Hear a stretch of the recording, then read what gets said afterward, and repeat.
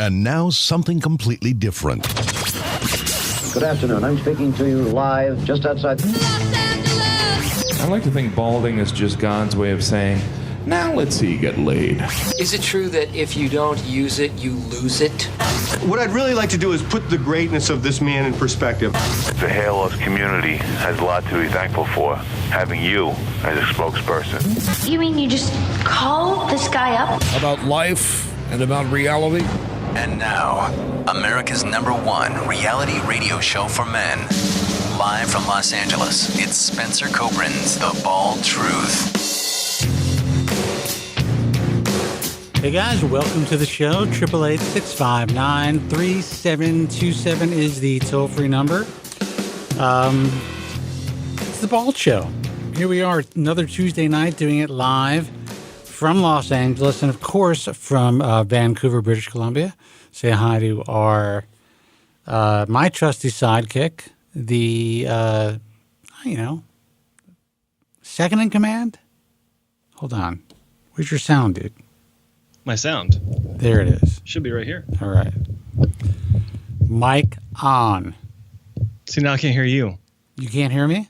Thanks for the intro. Can you hear me now? I can hear you. Can you hear me? Okay. Yeah, can you hear me? I can hear you. Can you hear me? Can you hear me? This thing on? Yeah. Joe Tillman, the original hair transplant mentor, live from our studios in Vancouver, British Columbia. I am, of course, in Los Angeles, California, in TBT Studios 2 in Beverly Hills. Want to welcome everyone. My voice is a little hoarse today. Don't know what's going on, but otherwise I feel fucking fantastic. Things are good. Life is good. The hair loss world sucks, but what we're trying to do is fix that. A lot of great things happening, I think, this year as far as helping to guide you guys in a safer direction when it comes to everything and anything hair loss. We'll, continue to get a lot of pushback in doing what we're trying to do. But I will tell you that our downloads for The Bald Truth have gone up tremendously. And I haven't even put up a new fucking show on iTunes in a while, and more people are downloading the old stuff, which is great. They want to go. They're trying to compare what we're saying today to what we used to say several years ago. Yeah, or maybe they're looking for consistency. Maybe it's the bad guys, because there's a lot of them. Even if there's 20,000 of them, I believe it. Hey, as long as they're watching and downloading, that's all that matters to me. Anyway, guys, phone number 888-659-3727. We are the hair loss guys. I know that sounds corny. I don't even like saying it, but it's true. That's what we do. I've been doing this for a little over 20 years. I'm the founder of the American Hair Loss Association, the author of The Bald Truth and the Truth About Women's Hair Loss, also the founder of the International Alliance of Hair Restoration Surgeons. Joe is a 9-time hair transplant loser. I was going to say, don't say it like it's a badge of honor. He's a 2-time loser and a 7-time winner. Let's put it that way. Well said. His experience as a 2-time loser is why he's here today. He went on to find, through the luck of God, I guess, his repair surgeon, who is Dr. Jerry Wong, of course, IHRS accepted member, went on to then work in the field, in the trenches, seeing patients day in and day out for, 15 years? Close. It was... rounded up or rounded down, whatever. Actually, it was 11 years in official capacity talking to patients, meeting patients. Okay. A long fucking time.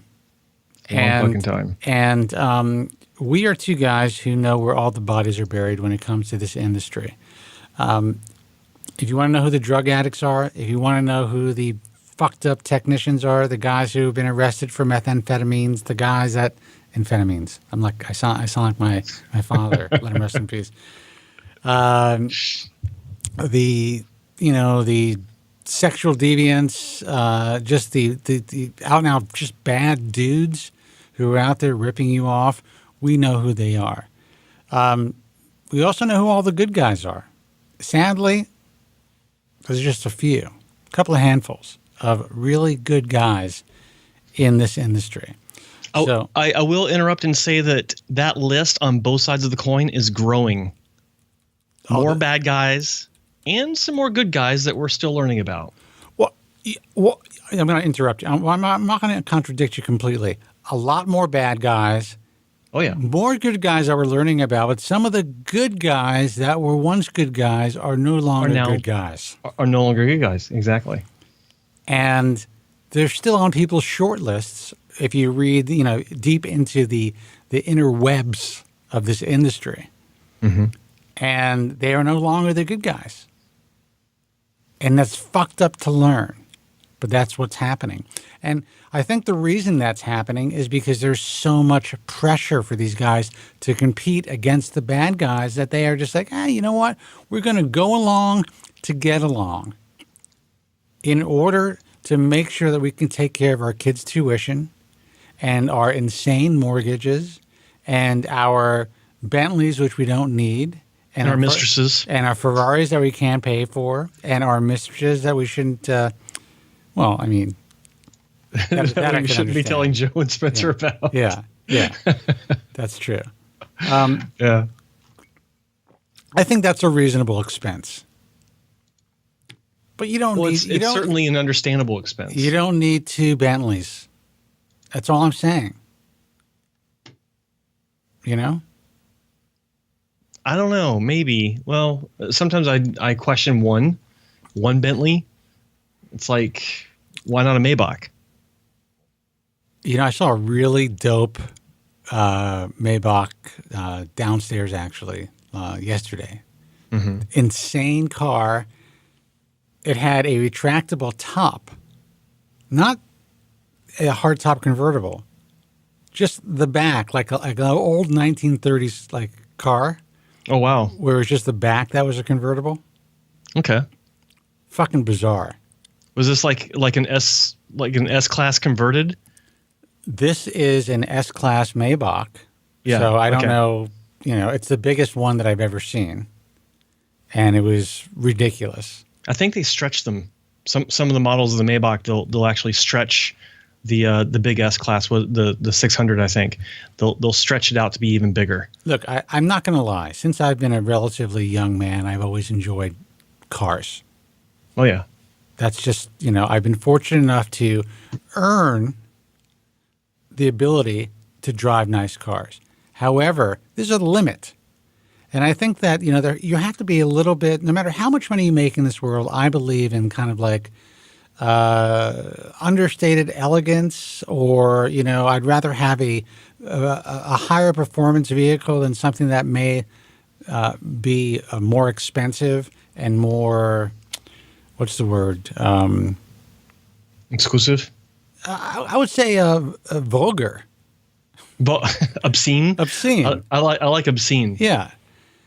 I mean, I know guys, especially in my neighborhood, who drive these obscenely vulgar examples of wealth for no reason.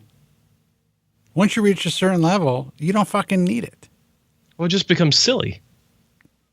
Dude, it's fucking waste. It's a big waste of money. You put that money away, get yourself some, 2-year, 3-year CDs. Interest rates going up right now. Here's where the stupid money is. Okay, in the neighborhood I live in, it's the greater Vancouver area in general is extremely infiltrated by mainland Chinese money. And a lot of Lambos. It's nothing. It is nothing. If I see a Ferrari 458, it's like, another one. Yeah. And what kills me is they all have in Canada, you have this sticker on the back for new drivers that just got their license. Oh, these are children. Yeah, it's an in sticker, and they're all children. Yeah.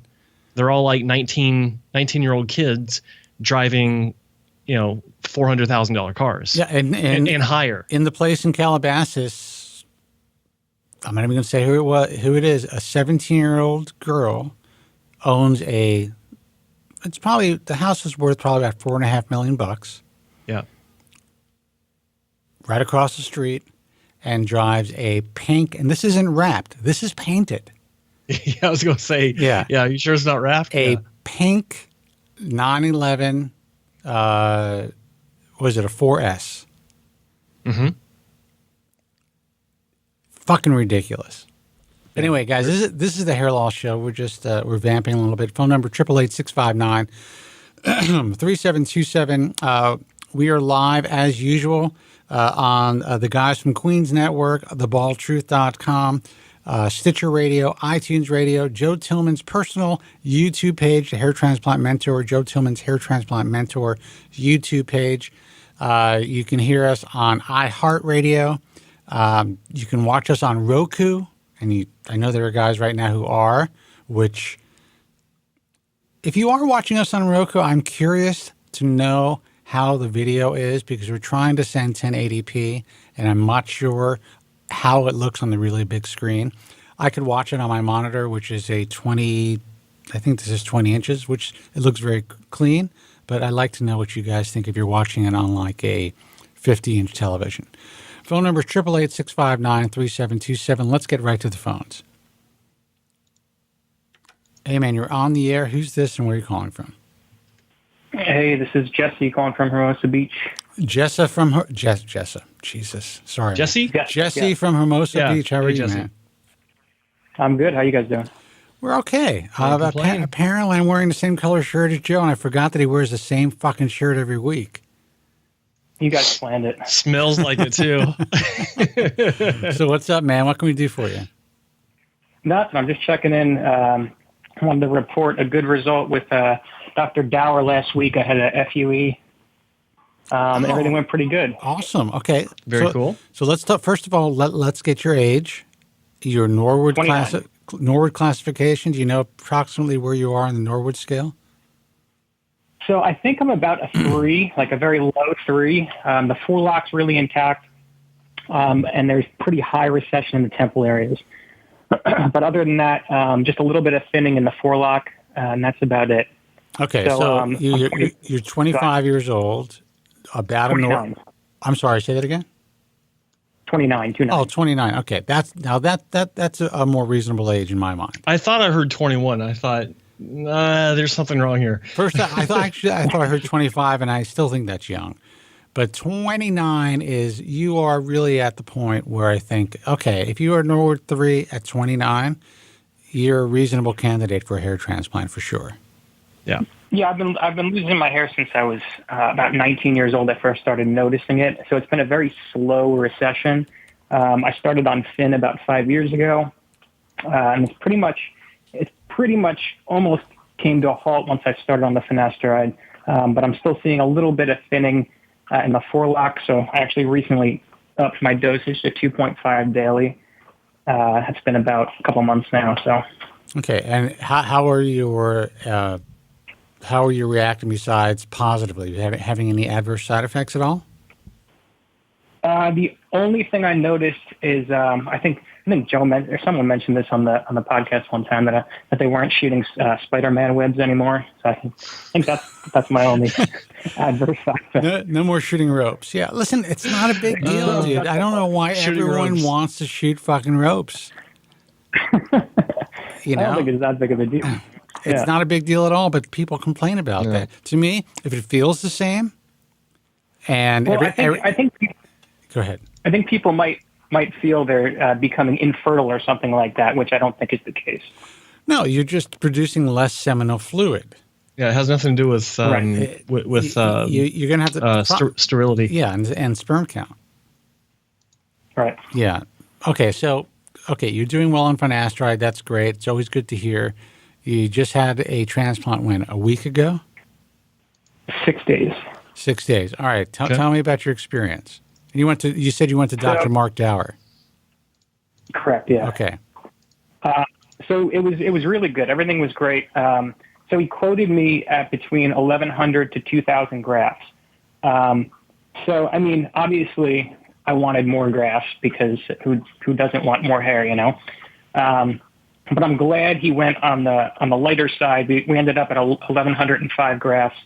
So the hairline, he really packed it in, packed the grafts in tight. He did. I've never seen this before, but he like kind of inflated the frontal scalp with saline, so he could pack more. Yeah, he tumesced the hairline for density. Yeah, essentially the way that it works is you tumesce that area, and it's just like, think of a balloon, and you blow up a balloon, and you put little dots on that balloon, and then when that balloon deflates, then those dots are closer together. Sure, makes total sense. Yeah, a lot of docs still don't get that for some reason. Yeah, it's really cool because I looked it up afterwards. And I'm like, oh yeah, that totally makes sense. But because I went to the bathroom right after he inflated it. Oh man, and I'm like, you're a freak show. Yeah, you're like, I'm a Klingon. Yeah, a reptilian. Yeah, it's not a good look initially, but yeah. Especially on the 20 of Valium. I didn't really care at the time because I had the Valium in my system. So. It's a great conversation starter at the bars, though. You see, you certainly would have cared if you called us today and you still had that swelling. But go ahead. So anyway, so he did the 1,100 grafts. So when when the surgery was over and I came home, I'm looking at it and I'm like, man, I wish he came down a little lower.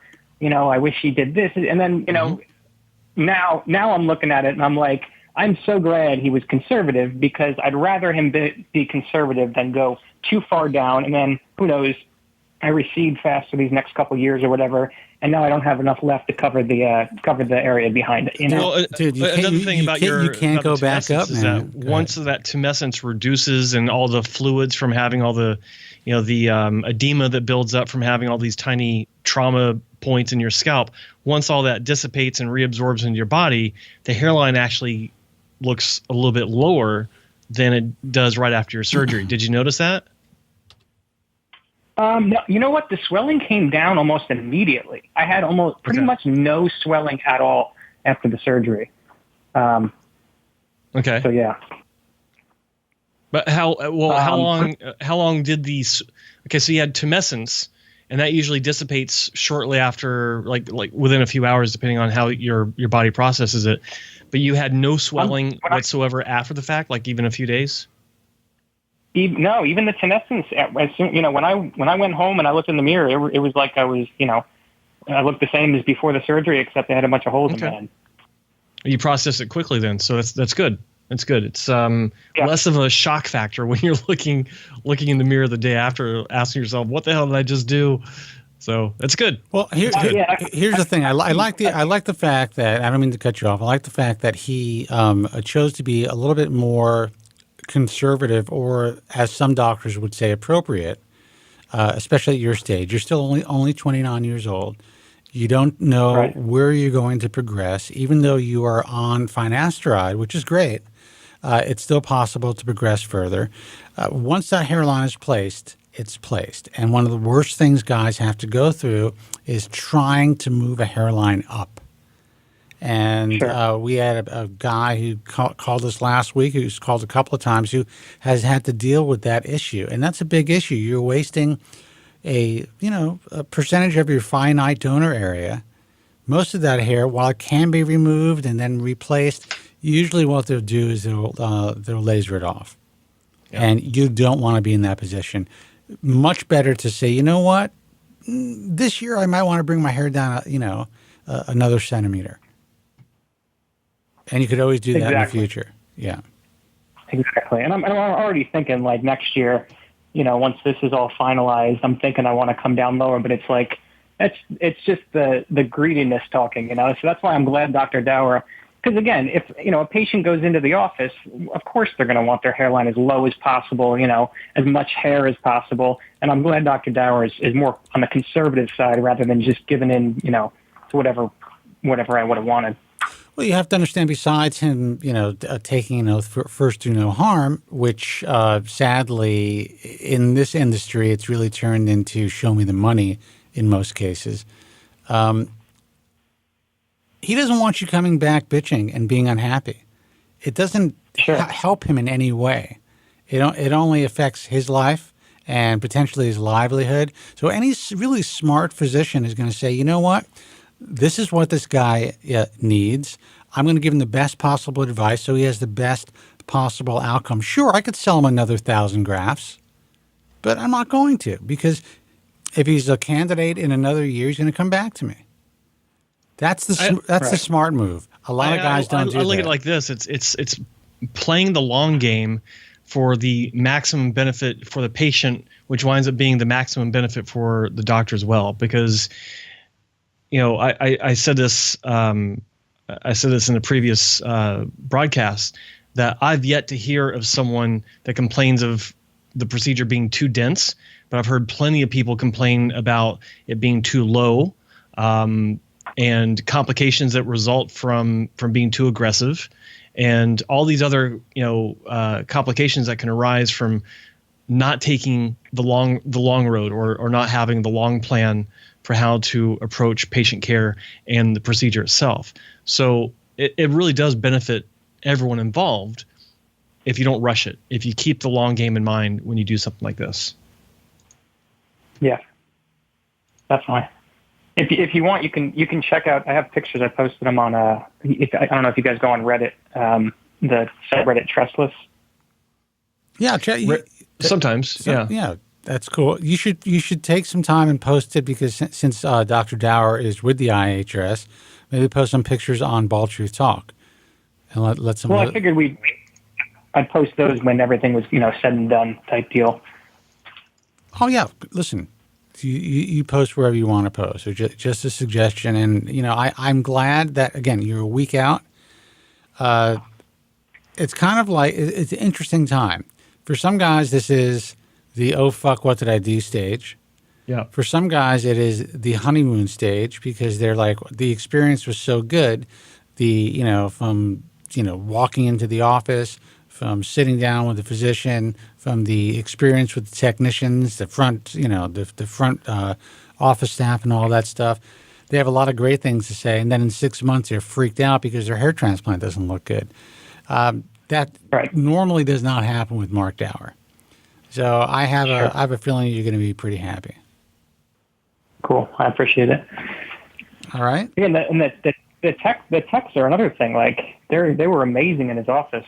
They were just really on the ball and just very quick with everything. And I don't know how much they get paid, but I'm wondering if it's like the same as a nurse salary type deal. Because I feel like because they were doing the the lidocaine, the septicaine injections and stuff like that. So it's really cool what kind of a job they have. Well, I can tell. Well, some of them are techs and some of them are going to be PAs, and you may have actually had an RN if you're getting injected with anesthetic. I asked her if she was an RN, and she said she wasn't. I forget what she said she was. But she could be a PA. She's probably a PA. So, but yeah, this guy does everything by the book. So you're not going to have a technician injecting you with lidocaine. But the good news is, I think he pays his techs a lot of money, so they stay with him. And I know from experience that some really technicians that didn't even, like, just basic technicians off the street, once they have enough experience, they can make more than an RN. Yeah. Because a good clinic will value their good technicians and treat them like gold, so they don't go someplace else and take their knowledge with them and their experience. Sure, because they're a big part of the process. They're doing the microscope work, correct? They're doing microscope work. They're doing the separation. They're doing just standard assistance during the procedure, which is oddly enough, it's difficult to find good technicians that can understand when the doctor needs their input and their help. I've seen some clinics where there's almost like this mind connection, this mental connection, where there's nothing being spoken at all, no words. They just know when to jump in and even assist the doctor with some sort of complicated, like tying sutures is an art form in and of itself. Some doctors will do it by themselves completely with their forceps. Other times a technician will stick in and they, metaphorically stick their finger on the knot to tie the loop. A lot more complicated than that. but it's really amazing to see some of these teams work together. Well, I can tell you one thing that I think was forgotten is they're handling your fucking, tissue. They're handling every organ that is being transplanted back into your scalp. That alone, these people really have to know what they're doing. There's so many graft handling issues, crush issues, just inappropriate ways to handle grafts. If these people don't know what they're doing, and if they're not really careful, the results of your transplants are gonna, they're not gonna be great. Right. And no one even talks about it. It's such a critical step. Sure. I mean, even in the OR, I'm a nurse, but I'm not in the OR. But I mean, even in the OR, nurses really don't have, as much hands-on time as these techs do in the transplant room. Listen, we call it time on tissue, and a good technician has many, many, many hours of time on tissue. And if they don't, and that's why it is so important that you know who these technicians are. You ask how long they've been working with a particular physician, how long they've been in the field, when did they perform or when were they part of their first hair transplant. Yeah. If they say 6 months ago, yeah, they could be good. But you really would prefer someone with more experience, if possible. If they say, what am I supposed to tell them? That's a problem. Yeah. If they say, well, I was answering phones last week, which is not a joke. Yeah. That has happened. But that's the other thing, though. I mean, in order to gain experience, the only way to do it is to practice on patients. So it's like kind of that whole medical conundrum where, residents, they may not be great, but they have to learn somehow. So it's like, no, listen, I agree. We want our listeners and the people that watch this program to ask the right questions. And for me, sure. I would want to know exactly what the technician's experience is, how long they've been working for a particular physician with this team. And frankly, if 2 out of 4 technicians have only been performing surgery for a week, I'd probably go someplace else. But that's me. Yep. True. But I understand what you're saying. You're right. I mean, they have to learn somehow. I'd rather them not learn on me, though. And I think it's I think it's a fair approach because there are hospitals and there are teaching hospitals where you go to a teaching hospital, if you know anything about this, that you're going to be seen by med students that are still learning, and this is disclosed to you. But when you go to a hair transplant clinic, you don't really get that information up front, and you just don't know. So I think it's important to know who's working on you and what their experience is. Sure. I actually like teaching hospitals, though, because if I were a patient, I would want to go to a teaching hospital because you get the medical student, you get the resident, and you get the attending. So there's always someone coming in checking up on you, which is kind of cool. Yeah. Well, I mean, being that you are a nurse and you're in the profession, you know what to look for, and the fact that you're calling in with a positive story about your good experience with Dr. Dower, I mean that speaks volumes to me. Sure. So I'm really happy for you.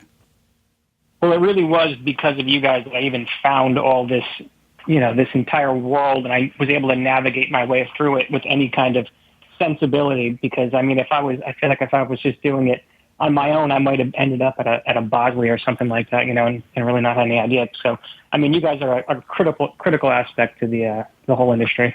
Well, listen, man, I really appreciate that. I'm going to use that as a sound bite, and it's going to be played over and over again. You gave me permission to use that just by calling the show, so there you go.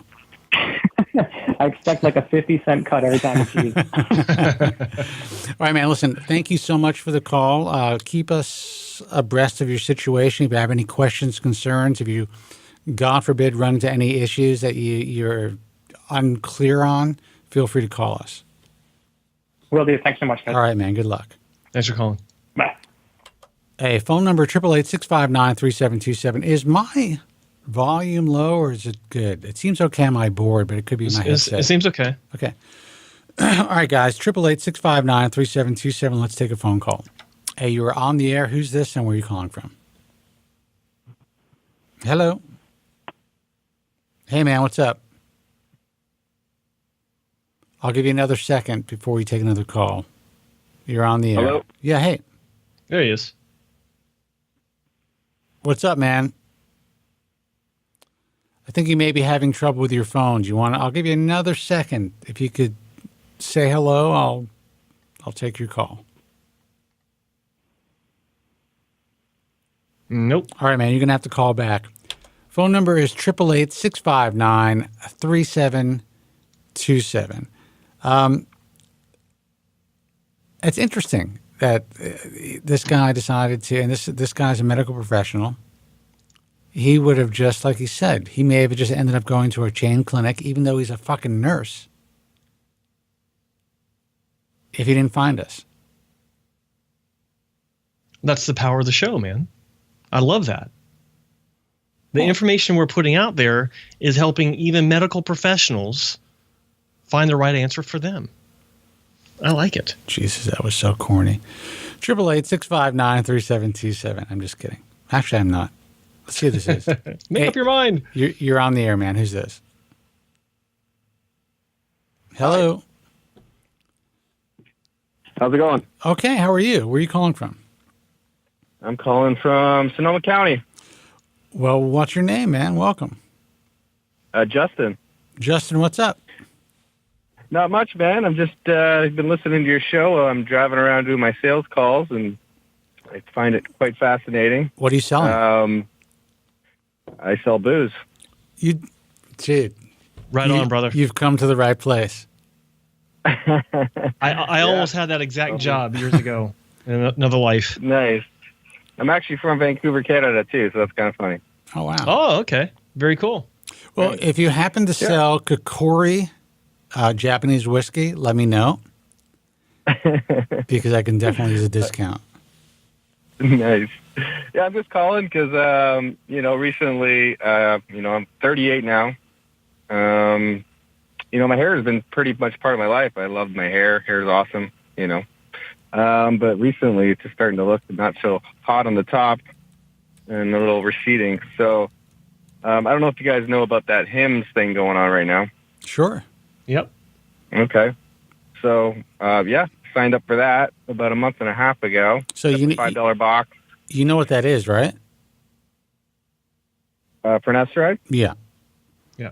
Well, yeah, I had to do the on the little photos and all that with the doctor. Okay, well, good.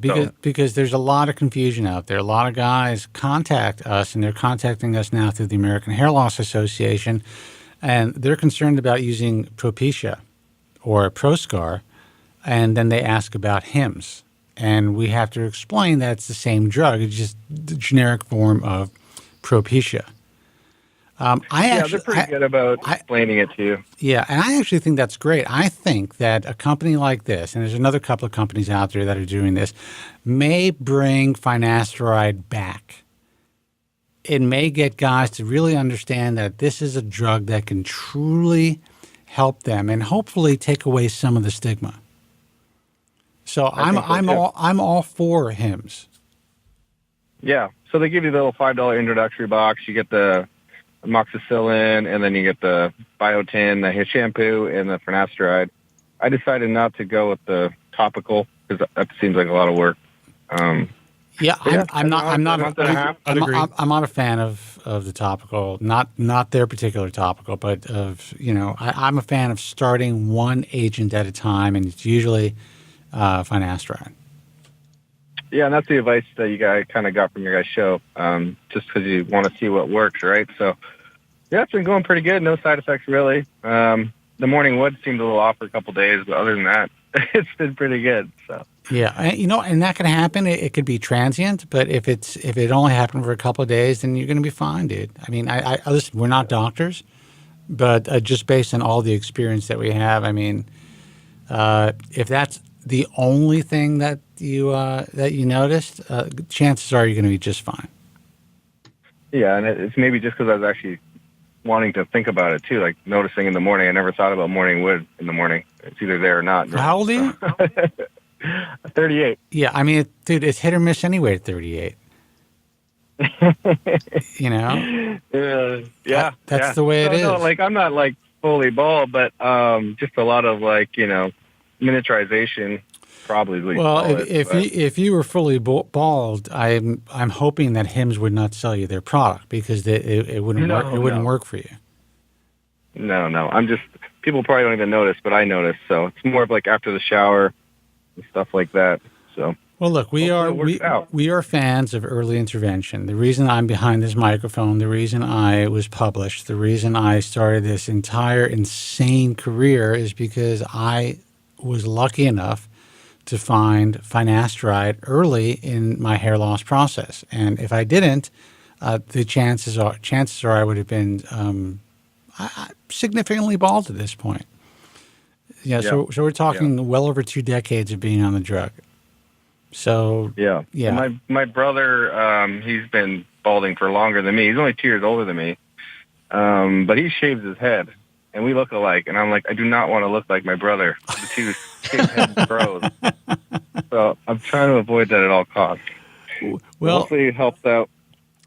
Well, listen. So how long has it been? A month? You said, or a week?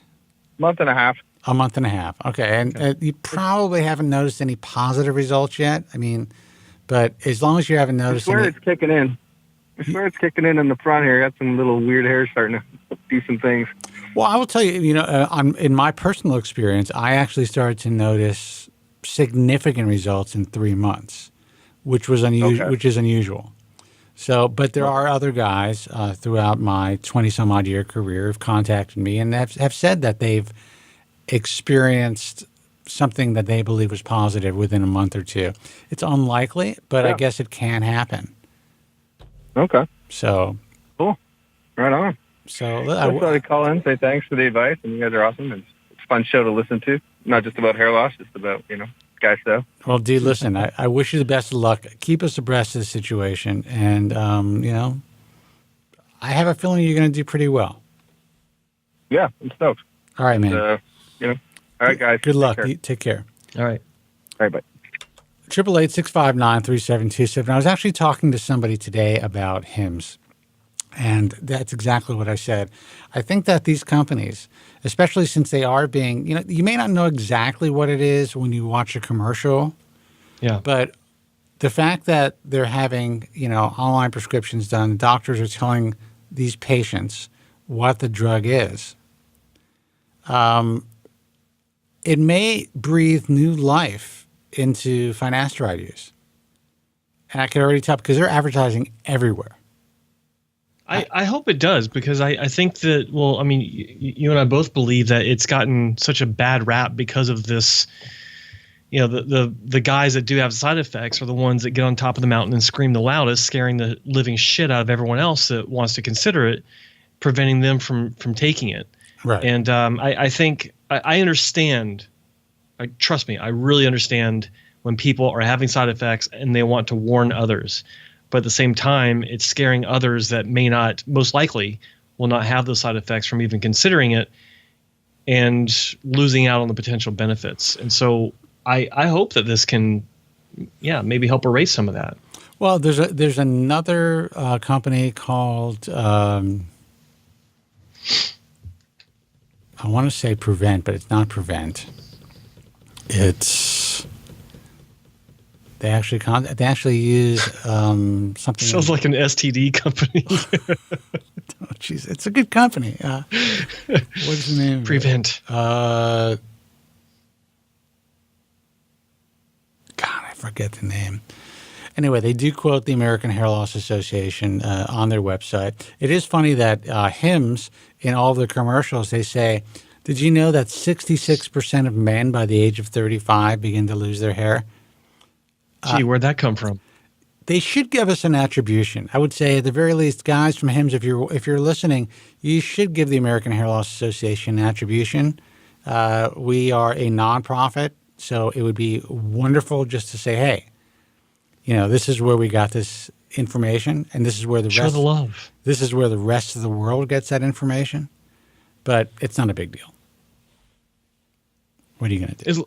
As long as it's there, I mean, it's valuable information. Absolutely. That's what really matters. But still, it'd be nice. I would like some credit. Because you don't get enough, that's for sure. Phone number is 888-659-3727. It's funny because talking about getting attributions, I was asked about something specific online, and I was looking up how many times we were referenced just this month alone. Now it's June 5th. In the month of June, we've been referenced by Reader's Digest, by I think Refinery 29, which is a big blog. Some other big blogs, and I think Today.com. That's in 5 days.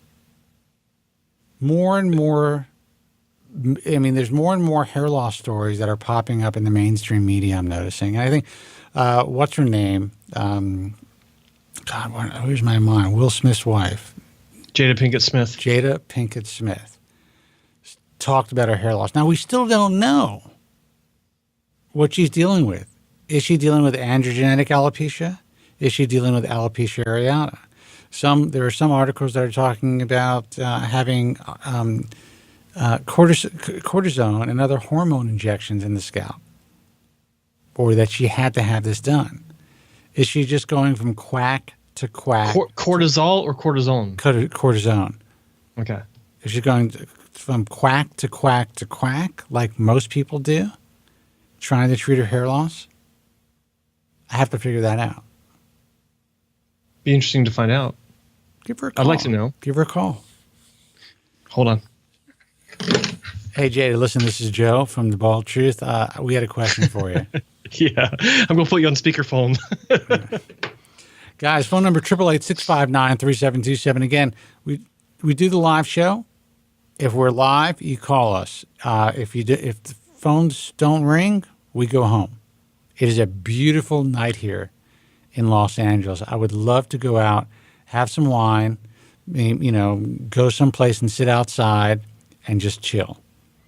So we'll stay on the air for a couple more minutes, but if we don't get phone calls, we're going home. 888-659-3727. Let's see who this is.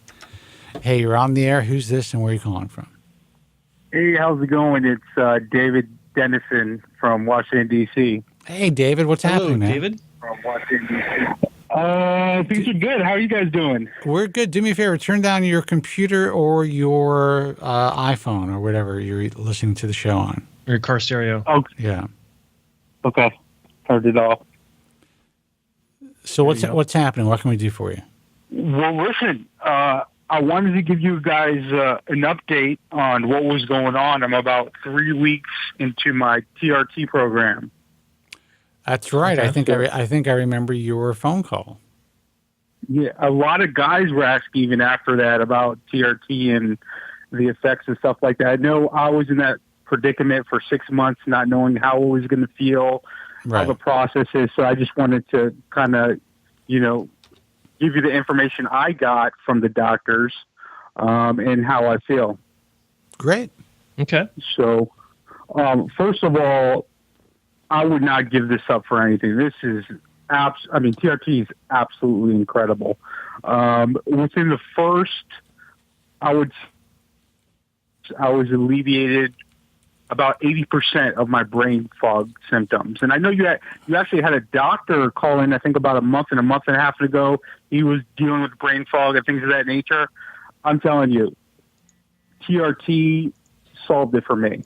So any guys out there that has brain fog issues, and you check your testosterone levels, you're anything sub 400, TRT is the way to go to fix that. Interesting. So you were taking finasteride, having brain fog issues, started your TRT therapy 6 months ago, and the TRT therapy cleared that up. Yes, it did. And actually, with the research I've done and the doctors I've talked to, I almost put this whole thing this whole finasteride, post-finasteride system to bed, in my eyes, in my personal opinion. And this is after 2 years. Now, there's 3 main doctors in America that are the leading doctors when it comes to hormone replacement therapy. It's Dr. Rand, Dr. Chrysler, and Dr. Saya. Okay? I would say 2 out of 3 are not really for Propecia. One of them is completely fine with him, and he's Dr. Rand. And what he says is he doesn't believe in post-finasteride syndrome. What he says was that people around 30, the range between 29 to 38, that kind of range, you're already lowering the amount of testosterone in your level just naturally. And what kind of Propecia does is may just kick them over the edge a little bit. But what he's finding is that he has about 10,000 patients we're talking about. I like to deal with particularly people that deal in the trenches like you guys. That's why I like listening to you guys. You guys deal with the trenches. That's why I like them, because they're in the trenches. Mm-hmm. So what he says is that, out of his 10,000 patients, there's only like a few that have post-finasteride syndrome and what's so-called post-finasteride syndrome, but after adjusting their dose of testosterone, they haven't had any problems at all. Yeah, and I will tell you this. There are several doctors that I know who are prescribing TRT for guys who are on finasteride, and it all seems to be the exact same response. Guys who believed or guys who may have had some sort of adverse effects while on finasteride, once they start the TRT, and if they're going to a doctor who understands how to administer the right levels and measure the right levels, they seem to be fine. Now, my problem is this. I have no adverse side effects from finasteride that I'm aware of. I have been able to save a lot of hair, and I'm 53 years old. But I know how fucking jacked I would be if I got on human growth hormone and TRT.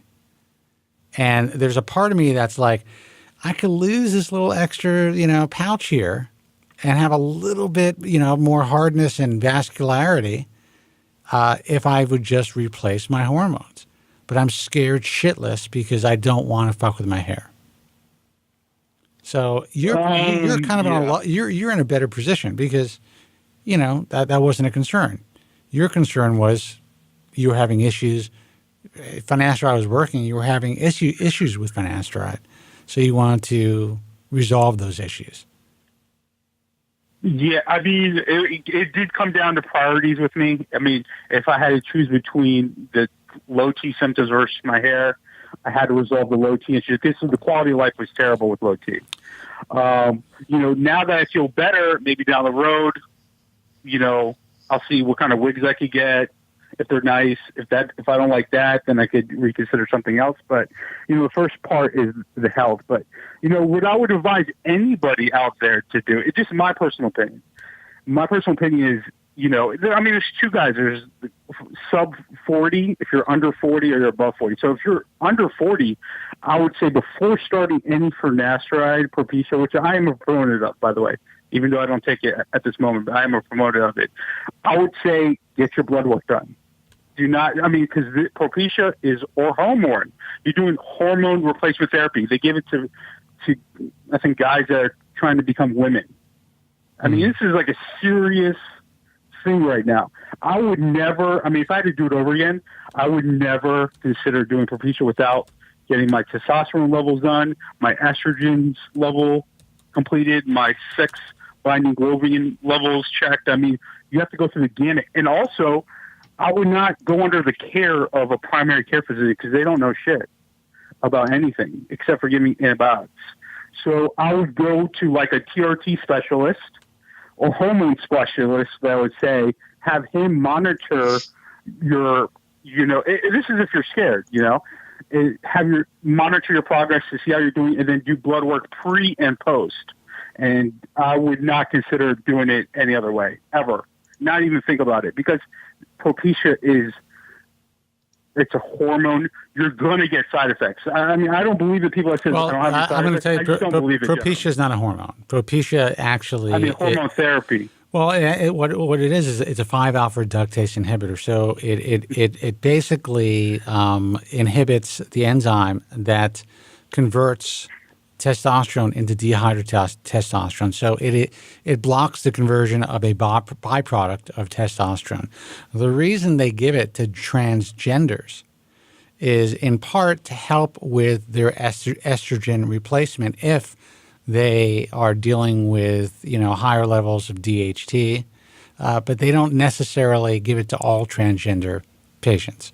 So it's not hormone replacement per se, but you're right. It does act on your hormones. And you could have aromatizing effects, and you could have all types of different hormonal effects once you block that enzyme. Yeah. Yeah, no. And I mean, the people that say, but DHT is a derivative of testosterone. So, and testosterone is the most powerful things in the male body. So the people that tell me that, well, I take Propecia and I have no side effects, I just have a hard time believing them. Because when you're going through that and you're taking Propecia, sometimes it's hard to even identify what the side effects are because you're kind of going through brain fog. You're going through these, it's hard. I personally right now, I'm keeping a journal of my therapy, how I feel every day. Let me interrupt just a second. That. Did you comment on my YouTube channel earlier today about this subject? No. Because there was someone that commented on one of my videos saying almost identically what you're saying about how you can't believe that some people that say they don't have side effects don't actually have side effects, that they just don't realize they're having side effects. And so I had to ask that. I mean, it's cool if it wasn't you, but I just had to ask because just the coincidence was uncanny. Oh, no.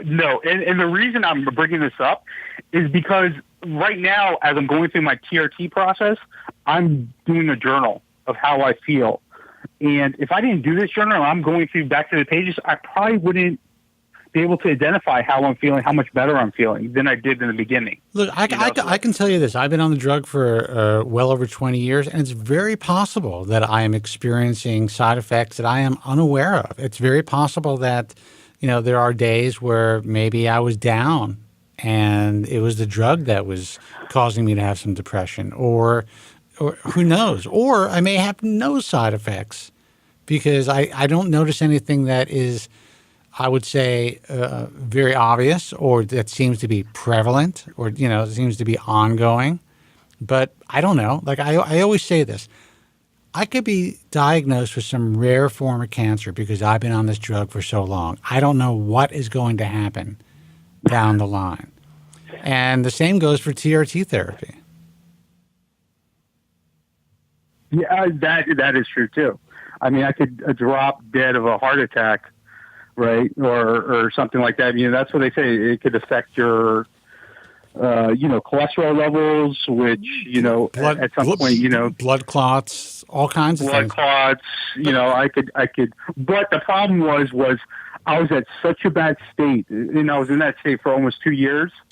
Anything would be better than where I was at. I can tell you that I probably would have done exactly. I can probably tell you that I would have done exactly what you, or I can tell you that I probably would have done exactly what you've done. If I was in that state, there's no doubt. I mean, listen, I popped a pill that nobody fucking knew about before you can even. I mean, it was in the physician's desk reference for sure for benign prostate hyperplasia. But no one really knew what it would do to young men. And I was willing to do it because I was in such a bad state. So I totally get it, dude. And I do think, I'm like, okay, when am I going to make this happen? When am I going to start potentially thinking about getting on human growth hormone or TRT therapy? Right now, everything seems to be functioning normally. I don't want to fuck with, my body or my hair at this point. But I know, and I've seen the positive results if you are monitored correctly by a physician. So I'm all for it. I just think that, it's like anything else. You have to take responsibility for what you put in your body. And understand that, some things seem like a miracle initially, and then down the line they may not be a miracle. And that's how I feel about finasteride. I don't know what's going to happen to me down the line. I'm cautiously optimistic that I'm going to be fine, but who the fuck knows? Well, as Dr. Rand stated, he has plenty of patients that are on both that are doing well, and the medication works, and they're getting monitored. And that's great. They're getting the best of both worlds, I feel. It's almost safer, in my opinion, my personal opinion, for me.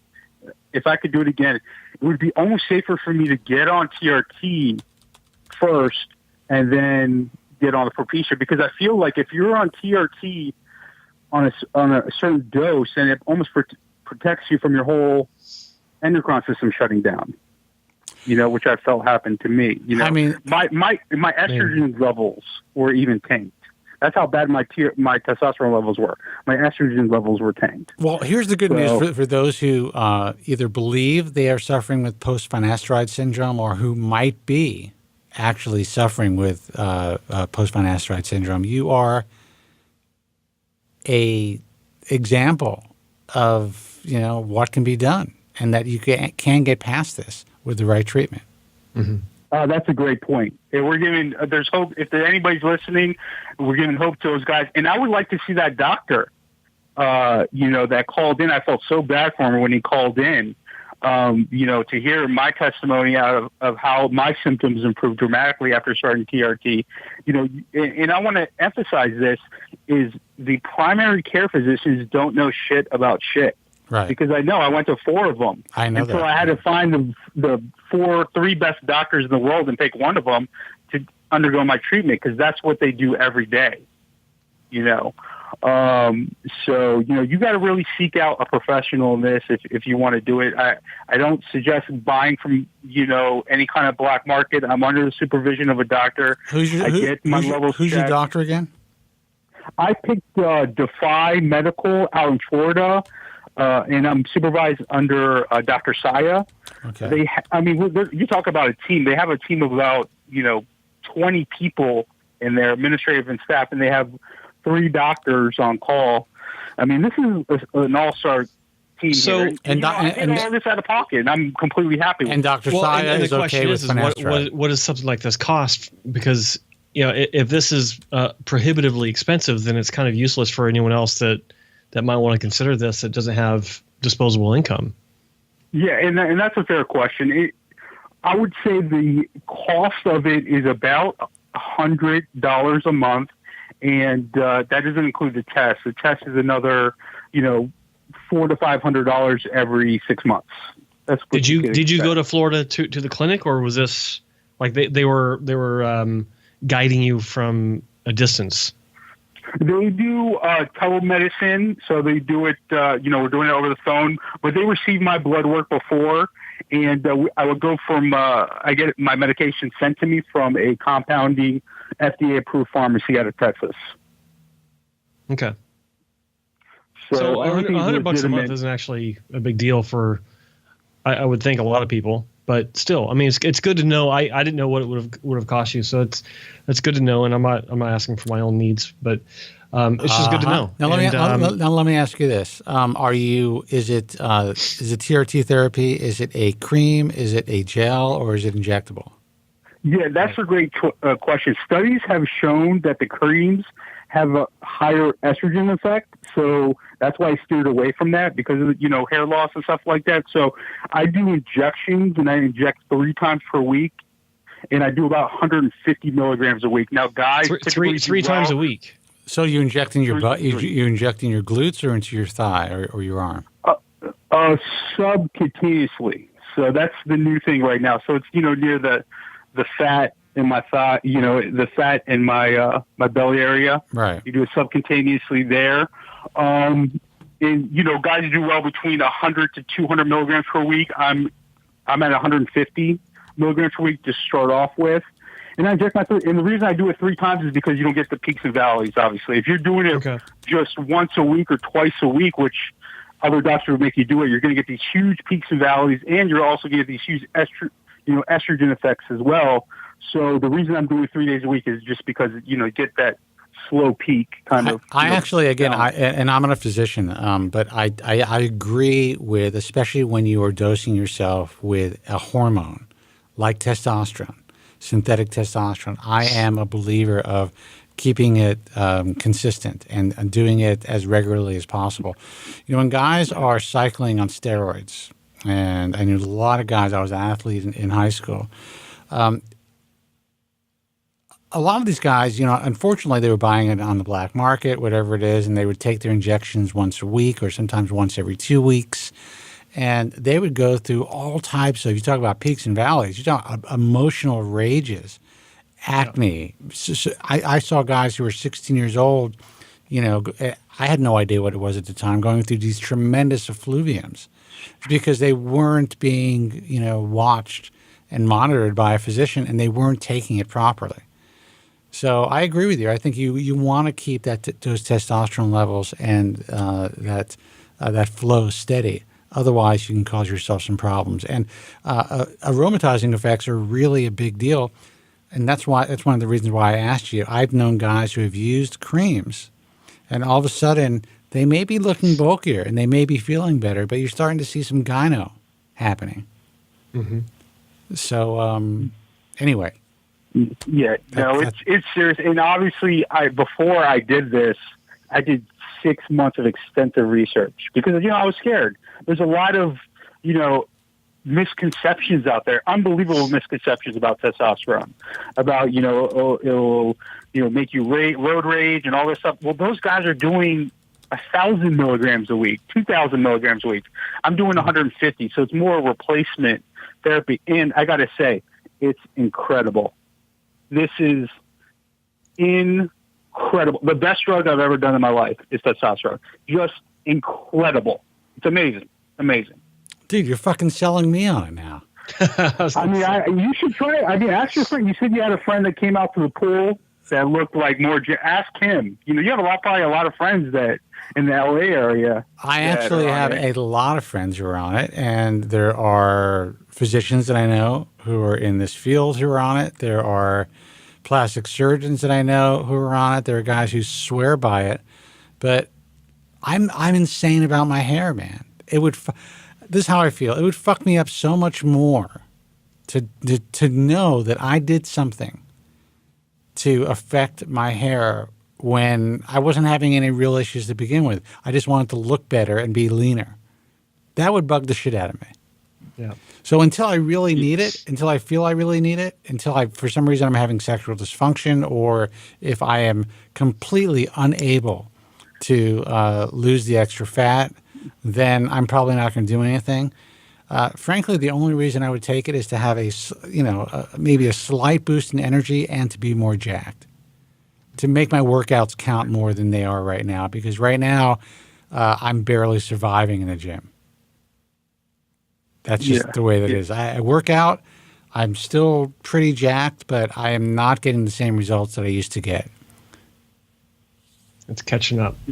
I'm 53. What am I going to do? It's not like a drastic effect. It's not. It's almost subtle. Every day, my energy is improving. Every day, my mood's improving. Every day, my libido's getting better. Whatever makes you a man, that's what testosterone is, And then I think, I lost my hair, which is terrible, but, a nice body makes up for a lot. You know what I mean? Confidence makes up for a lot. It gives you more confidence because, you're feeling better, but I just wish they would have a cure for hair loss by now. They keep saying 5 to 10 years, but they do. I feel like I've been waiting forever. They have a cure. They have a cure. They've been hoarding it so that they can keep selling drugs. It's on the internet. I saw David DiMuzio found a cure, right? Yeah, it's on the internet. Yeah, it's all right. No, actually, the cure is shaving your fucking head, moving on, living your life, and fucking taking testosterone replacement and getting jacked. That is the cure. Well, you guys helped me do that. I really appreciate. I can't thank you guys enough. Really, you guys really. I was really in a low place, depressed place. I started listening to you guys, and you guys started spinning, logic and reason. So I really thank you guys. helping me through this process. And I still listen to you guys, I appreciate you saying that, but we really need to start a Patreon page so you motherfuckers can pay us a little something. We got to make that happen. Would you pay $10 a month? You see, to help the depression that I've lost all my hair. Yeah, I think I would. Because this is the thing. If something legitimate comes out, I know you guys would say it. So I know if you guys say, "Listen, you should try this," then I'm going to try it, even if it costs like $3,000, $4,000, $10,000. But then you got these guys like David DeMusio and all these punks. They're just catering on depressed guys like that I were like 4 months ago. That's what kind of pisses me off. But, I'm glad you guys are doing what you're doing because, when something good comes out, you guys are going to let us know. Well, awesome. First of all, we're not going to have to let you know. I'm just being completely honest. I appreciate the fact that you say you would pay $10 a month for this broadcast and that you want to come to. You're going to know as fast as we know. I may get tipped off, but anything that I am told would be embargoed, so I would not be able to put it out there until the press puts it out there. So say Angela Cristiano from Colombia contacted me and said, "Hey, Spence, listen, we got the cure. I'm going to send you the information, but it's embargoed."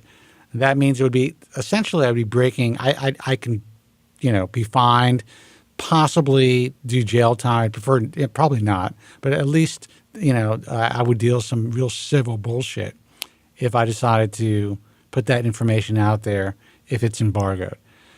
So chances are you're going to read about it in Time Magazine. You're going to hear about it on national news before it's on this program. I think Time Magazine is shutting down, so you won't see it on Time Magazine. Time.com. Time.com, yeah. Wall Street Journal. But I will tell you this. We will have one fucking hell of a party on this show. That's right. So you're not going to want to miss that. Cool. That would be cool. Are you guys going to do anything on hair pieces? What do you want us to do? We'll do something on hair pieces. I mean, what hair pieces are good? I mean, I'm willing to try it out. I can tell you this, and guys, we'll take your calls in a second. 888-659-3727.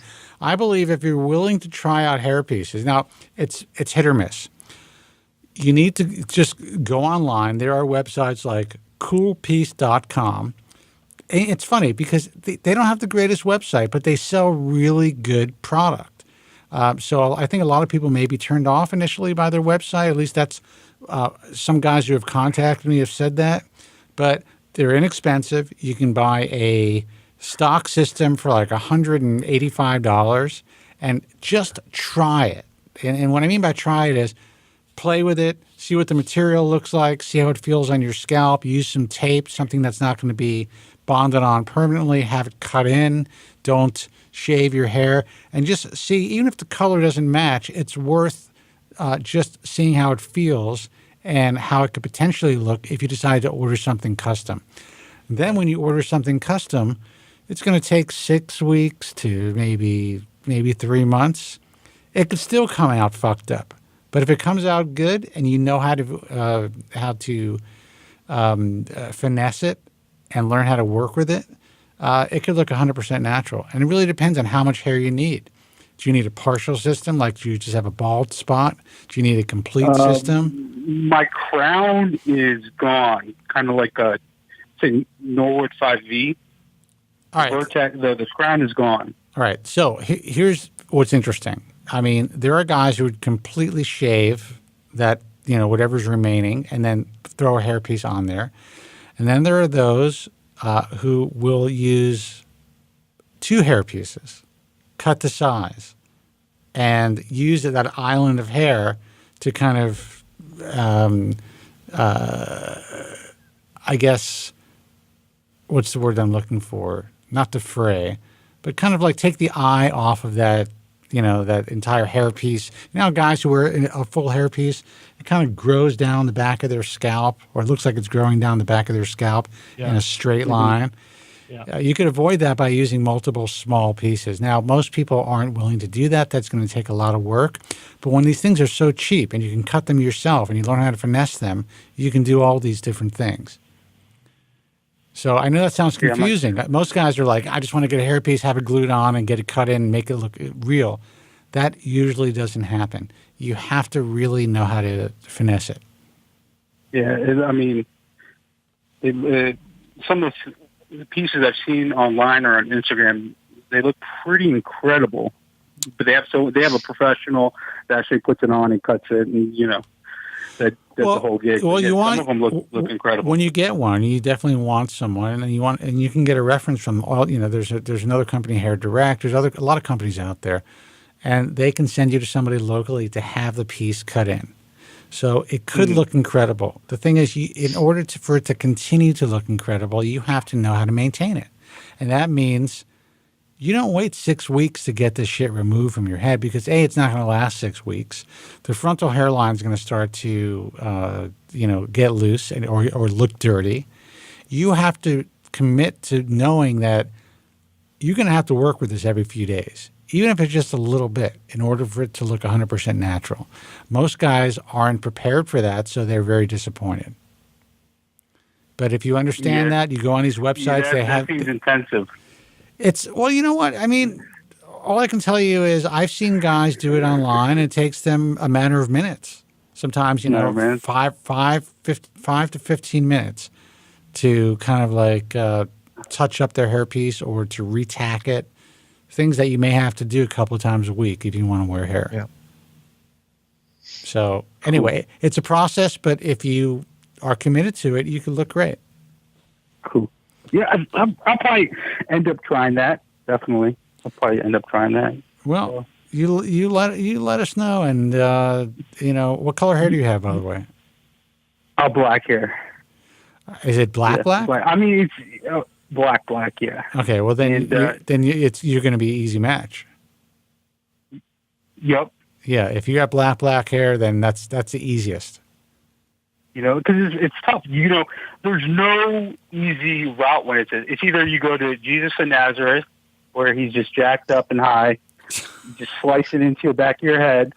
You get Propecia, where it cuts off your dick, or you get a hairpiece where someone could just pull it off at a bar. I mean, there's no easy answer. Well, let me tell you this: if you shave the head off, if you get a hairpiece with the glue that they have today, if it's fresh, they'll pull off your skin before the hairpiece comes off. Okay, all right, that's good to know. But with that said, what you just said is very important. There is no easy route.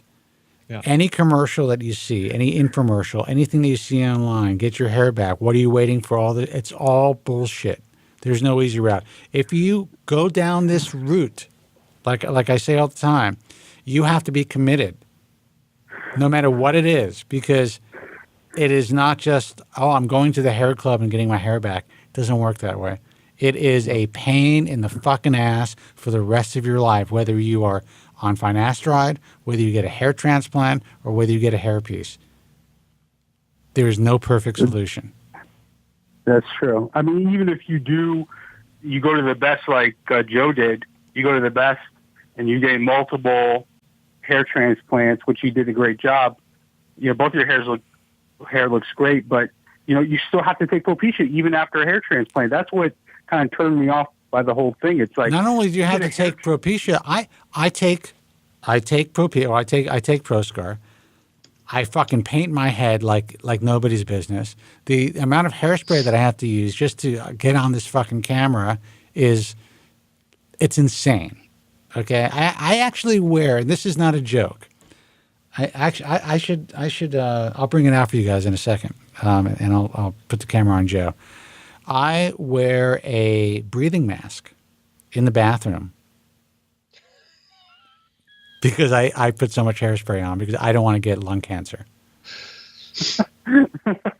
So this man is willing to risk lung cancer. Well, I'm not willing to risk for his hair. Hold on I'm talk to Joe for 1 second. Joe. Yes. Anyway, I wanted to say you guys. Well, hang on. You guys were in your discussion, so I didn't want to interrupt. But I will say this for you and everyone listening. I was actually on the phone with a friend of mine that's a consultant, or used to be a consultant in the industry, and he called me up and he said, "I listened to one of your shows recently, and I'm having a hard time wrapping my head around something you said." I'm like, "What's that?" He said, "You would actually tell someone to get a wig before you tell them to get a hair transplant." And I said, "You fucking A right I would, because it goes along with the theme that I've been pushing for several years now, and what Spencer's always talked about. Surgery is the last resort, and if you can try every non-surgical alternative out there, whether it be lasers, PRP, wigs, shoe polish, whatever, then try it. Because once you're cut, you're cut. You can't go back once that first cut's made. So you guys think I'm fucking around, right? This guy. It's like pink. a painter's mask. What is that? That's like dude. This is it's a fucking 3M. What are these called? These are It's a painter's mask. Yeah. It's beyond It's a respirator. It's a respirator. This is a fucking respirator. mask. Yeah. Okay, so I spray my hair. Okay, and I put this on so that I could stay in the fucking bathroom without breathing in hairspray. And there's probably a lot of hairspray. So if you don't think that I'm for real. There you go. You guys are hardcore. We are hardcore, man. Yeah, you guys don't mess around. 9 hair transplants and a respirator. What else do you want? Now, I do have one last question. The question is okay. So say 6 months down the road, my TRT's continuing to go wonderfully, and I'm okay with taking a little bit of Propecia because my TRT's balanced. I'm under the monitor of a doctor. It's safer this way to take Propecia in my eyes. My question is could Propecia bring back my vertex or my crown? Well, it depends on how much hair is remaining. Because if you got a lot of vellus hairs, then it can bring it back, cosmetically to an appreciable level. But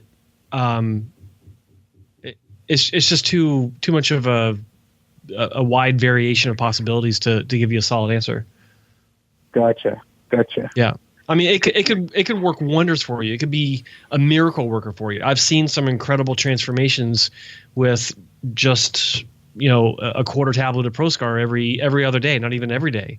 I've seen some guys taking 5 milligrams of Proscar, the full tablet, and they get jack shit.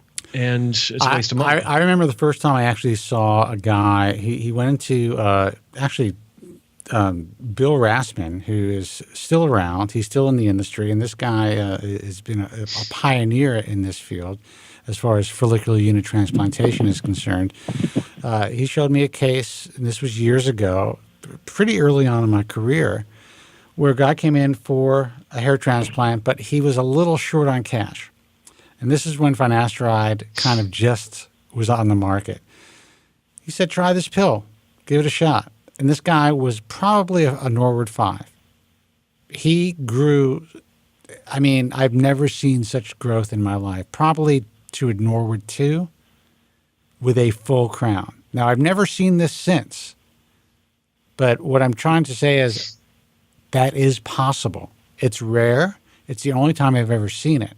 But never say never. But never say never, because this guy ended up taking this drug, did not need a hair transplant after that, and was thrilled. Now, for all I know, he could be dead now. I don't know. But you know what? His hair looked good. His hair looked good in the casket. Yeah. It's something I may revisit after 5 or 6 months and, reconsider after I'm balanced and my levels are up and stuff like that. So, I'm not going to rule anything out. That's for sure. Well, listen, man, we always appreciate the call. I'm glad you're doing well on TRT therapy. And I have to tell you that I'm a little jealous. It sounds like it's it almost sounds tempting. I'm a little jealous. I was actually this is my suggestion. Take one injection. The one injection is not going to kill you. It's not going to kill any hairs. And see if your mental acuity improves. You feel what are you saying? Of any kind of symptoms. Well, what I'm trying to say is you could tell after one injection. Yeah. You could tell after one. And this is how you can tell if you're having any symptoms and how much, difference it does make in your quality of life, Here's my problem. This is my problem. I have an addictive personality. Now, I've never been addicted to anything except when I was younger. I guess I was addicted to cigarettes. But that's why I don't like to have benzos around or pills or whatever it is, because I'll just fucking pop them. If someone brings, marijuana is legal here in California now. Someone brings a vape pen, that shit's going to be gone. I don't want it around. So I know. Spencer, everybody's doing it. All your colleagues are doing it. I mean, all the cool kids are all doing the cool kids. All the cool kids are doing it. So, but here's the thing: if I take that injection, and I end up like seeing a change in my body, I'll give you an example. I went down. I worked out, and I went to the lap pool. Took off my shirt. Go to the pool. Took a look at myself in the mirror. I was pumped, so I looked pretty good. But there was still this, weird, love handle thing that just fucks me up. That I know that if I took this injection, that went away, that's it. I'd be hooked. And then I'd be the one showing you the wig that I just ordered. In a year, he'd be on camera going, "See, yeah, I told you, motherfuckers. Yeah. This looks good." That might be the better move. TRT in a wig versus Propecia. I think that might be the move. TRT in a wig. The truth is, when I'm older, that may actually be the move. That may be something that I would consider for sure. Honestly, or TRT in a razor. And I couldn't pull it off, dude. I would. You keep the goat, then you might be able to. Well, it's definitely a hot topic right now among men in general of all ages. That's for sure. You talk about, and so is Propecia. Well, here's the thing. By the time I shave my head, I think the mustache would be gray too.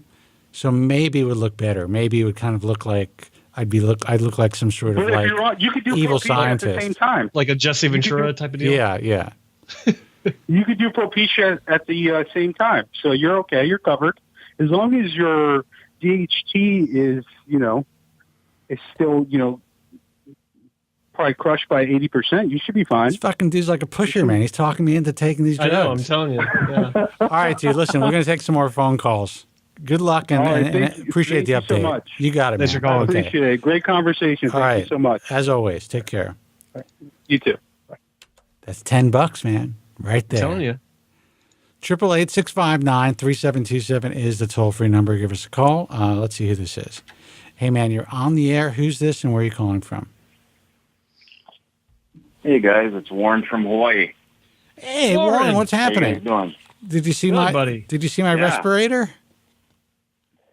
No, I didn't see the respirator. This is my hairspray respirator.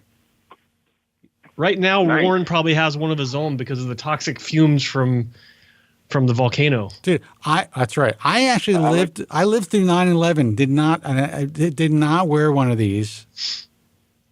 But now, because I feel like I'm in my 50s and still using hairspray, that I need to wear this shit. There's something wrong with me. I like me. the pink masculine color. I love the color. Hey, listen, dude. Perfect. I could deal with that. I am comfortable with my sexuality. Me too. I rock the pink polo shirts. Chicks dig it. Dude, so's your boyfriend. Anyway. Yeah. Why don't you wake him up and ask him what he thinks about your pink shirt? Yeah. What's going on? I was thinking it was really interesting, the guy calling before, because I'm on TRT myself as well the past maybe 6 years now. And I'm 43, and it's amazing, like, I'm not going to waste your time saying the same thing he did, but it makes you feel like you're 20 again.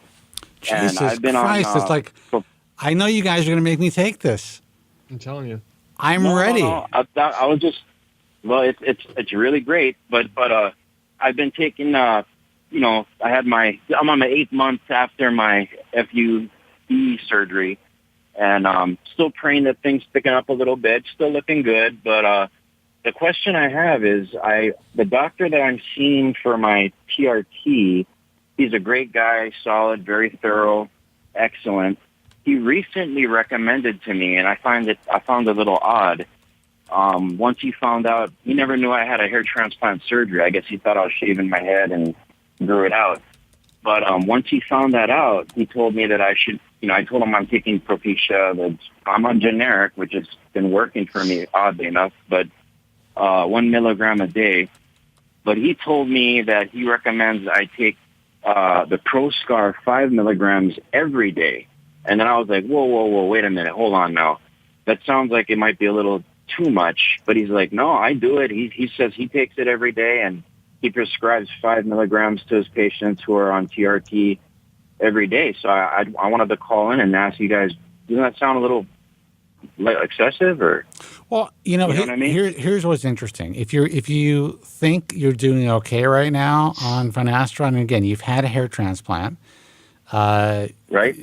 You're not having any adverse side effects that you're aware of, right, on finasteride. If you think that it's holding what's left of your donor in your sides and your temporal regions, then that's a positive thing. He may be prescribing the 5 milligrams to combat any possible hair loss caused by the TRT therapy. Right.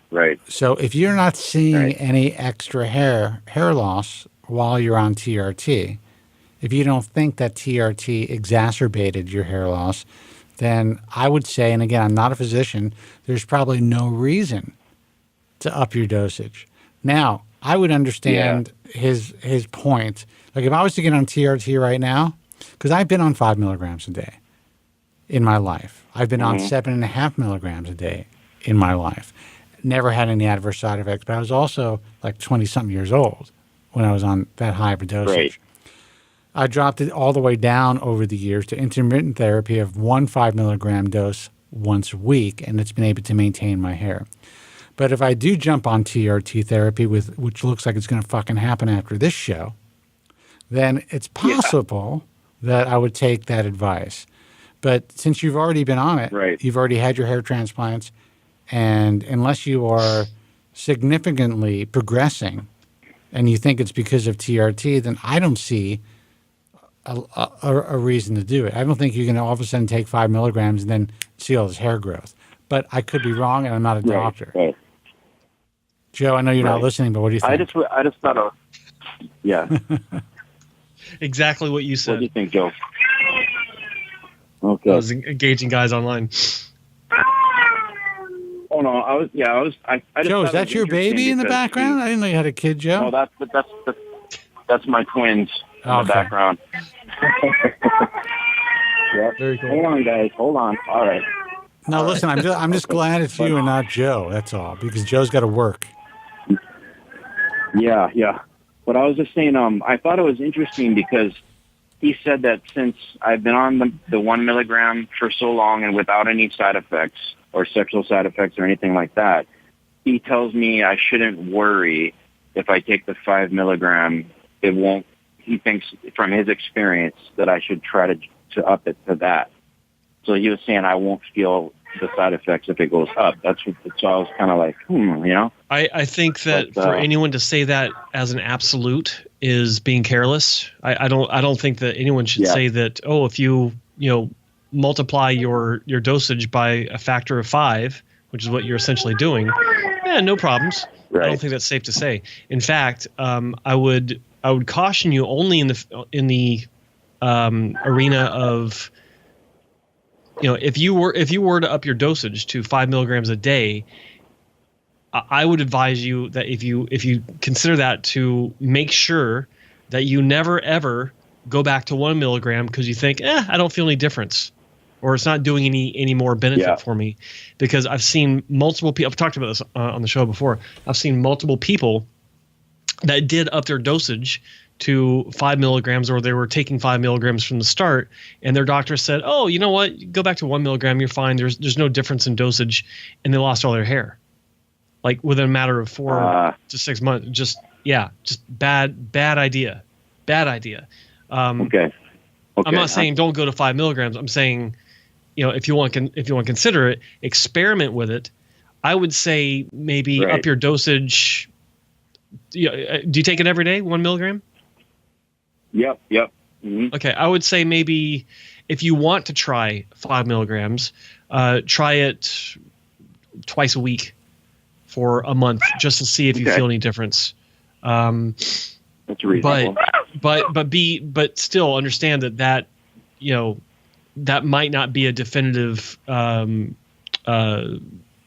indicator of what it would be like long term. The difference between 1 and 5 milligrams. So I feel like if you're fine with 1 milligram, fuck it. Don't even consider it. But if you want to consider it, do so with extreme caution. And as a disclaimer, Joe Tillman is not a physician, and the Bald Truth does not provide medical advice. Right. What he said. But that sounds good. And then what was I going to say? Well, yeah, the last funny question is this considered normal shedding? Because I haven't lost any hair from what I've seen, but when I, maybe like once or twice a week, when I take a shower, 1 or 2 hairs fall out. Is that normal after this stage in 8 months? Or is that something I should not worry about? Or it's like just 1 or 2 hairs, I guess. Oh yeah, that's fine. There's nothing unusual about that. I see a couple of hairs. I see maybe 2 hairs in the shower, but of course, it's nothing. Dude, I comb every time I comb my hair. I mean, I look at the comb. Sometimes there's 10 hairs or 6 hairs or 4 hairs or. I've been dealing with that my entire hair loss career. To me, that's nothing. It's when they were 70 hairs, and when like your entire comb was full of hair. That's what was frightening. I had to take a screenshot of the guy saying that he eats more soy in a week than most people in a year, and he still shoots just fine. Yeah. That was a response to my comment where I said, what did I say? I said, they're talking about eating soy. I said, soy is the devil's bitch. And I said, bad stuff if you want to shoot ropes, quote unquote. I am saving that. Apparently he's shooting ropes just fine. Yeah. And I said, just imagine how much more you'd shoot if you weren't eating soy. Hold on, what'd you say, man? Yeah. I said he ain't going to be shooting no ropes with soy. That's for sure. Yeah, he's not shooting any ropes. Joe wants to see evidence, apparently. That's what he wrote me privately. Oh, shut up. Yeah. Only while he was wearing the pink respirator. Jesus Christ, I'll change it to blue. No, to match our shirts. Dude, I like the pink and the gray color. I just, love it. Anyway, guys. That's good. Hey, thanks for you guys' advice, man. Listen, good luck. And by the way, so how are you feeling about your hair transplant now? It looks like how last time when I spoke with you guys, I found that length that I'm comfortable with, which is about maybe like 2.5 inches on top, and I just put a little hair wax in it and sprinkle the topic in my bald spot, and I'm good to go. All right, man. I'm pretty happy with it.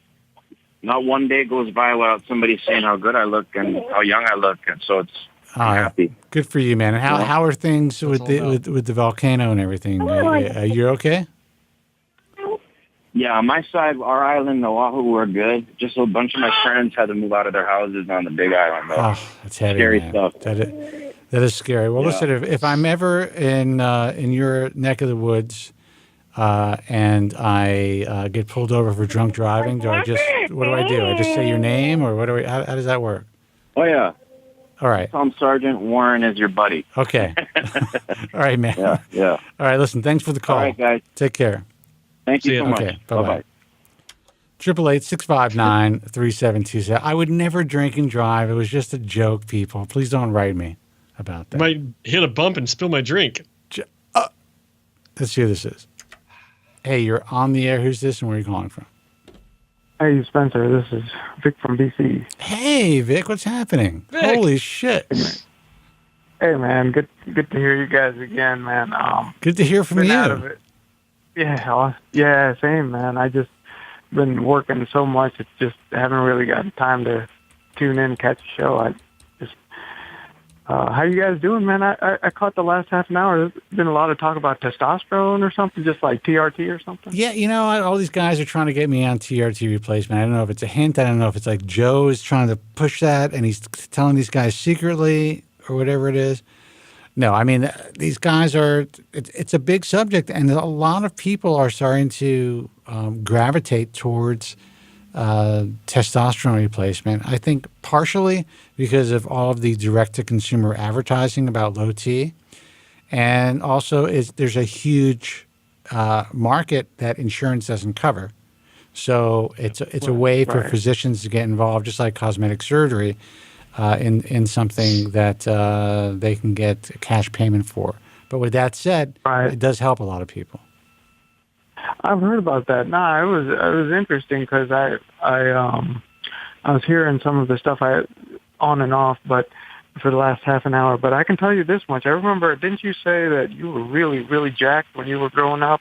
I mean, it still are to some degree, right? Well, not when I was growing. Yeah, when I was like, I would say, like 18, 17 to, I don't know, 26, something like that, 24. And then I kind of let shit go. And then I got back into shape in my early 30s. And then I really let things go. And so it's like there's a base there, but now, I'm 53 years old now. Now I'm just trying to somehow look okay and feel good, you know. I hear you. No, I just wanted to tune in and let you know. I mean,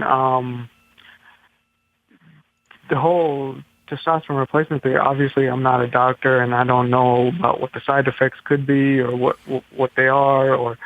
But I do know this. I know that high intensity training, you're going to release enough testosterone to, you know, have a very healthy, if not a high level of testosterone going through your body. So I don't, you know what I'm saying? I mean, if you're doing high intensity stuff and also like really heavy weight loaded stuff, like full body stuff, like squatting, for instance, you're absolutely going to produce more human growth hormone and more testosterone.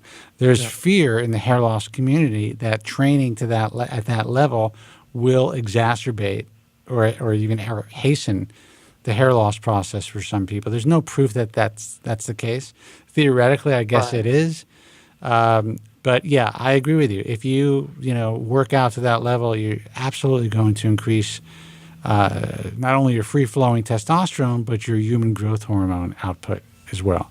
I personally believe that, once you start to utilize synthetics, you depending on how much you use and how often you use it and how long you use it, you stop producing your own testosterone. If you take you're right. Yeah, if you take your balls are going to stop if they see that something else is coming in through your bloodstream. Why do they need? That's why bodybuilders, as soon as they get off a cycle, they need to start taking TRT again. Well, they could either, or it depends. There are guys, especially young guys. You can experiment with steroids, and I'm not saying that anyone should, but athletes, young guys in high school, you could do 2 cycles, 3 cycles, 4 cycles, and you're young enough, your testosterone will begin to start producing normally again after a while on its own, without any supplementation. However, that's probably not going to be the case if you're over 40. That's not. Tell you one, go ahead. I can tell you one thing, Spencer. I'm looking at the live stream. You don't look 53, brother. You look like you're at most pushing mid-40s. You don't look 53. I'm not a doctor. I would never tell you how to live your life, what to do. For me, I just don't think you need TRT. You look really good, man. No, I appreciate that. My hair is a lot grayer, but otherwise, this is how I look. So, and the video does represent, like you said, the hair color, not quite, because it makes it look a bit darker than it is in face to face.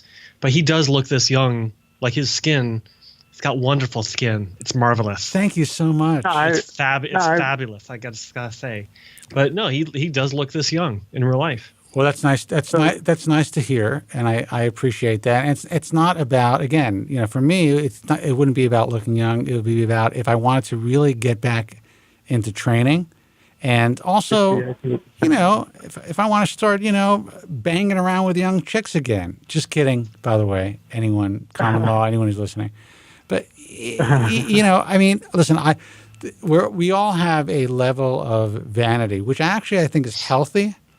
But I also don't want to put myself into any jeopardy. So this particular caller has had issues. TRT therapy changed his life for the better. I think that it could really benefit a lot of people who need it. But most guys who use it, at least the guys in my neighborhood, the guys who are now in this new building where I have the second studio, I see a lot of not to sound obnoxious, but there's a lot of wealthy businessmen that have businesses here, and They look ultra young. They're LA like super tan and all that stuff, and they're all taking this shit. And you could see it, the vascularity when they're wearing short sleeves. It's unnatural for people our age, but they fucking look good. But who knows? They could drop dead in a year. I don't know. Yeah, and you know what?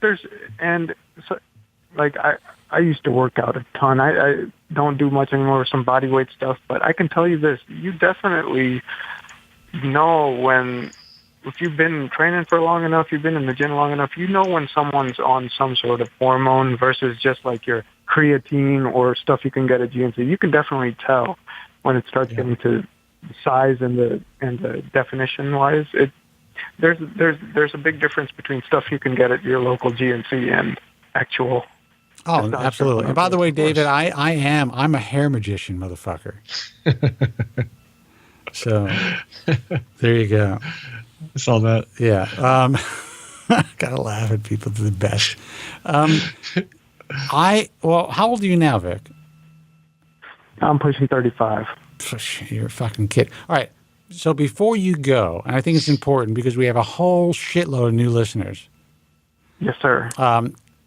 Maybe you can tell people a little bit about your story and how you found us and what you decided to do based on finding the show. Absolutely, I will.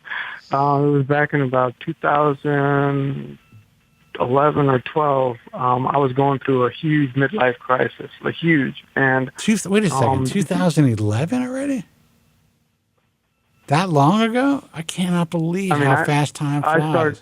I started listening to you a while back. And honestly, I can tell you this: as a hair loss sufferer, and Joe knows this, Specs knows this, Spencer knows this. You can't really turn to the average person who doesn't know what you're going through. You can't turn to them. Sometimes you can't gain any sympathy from anyone.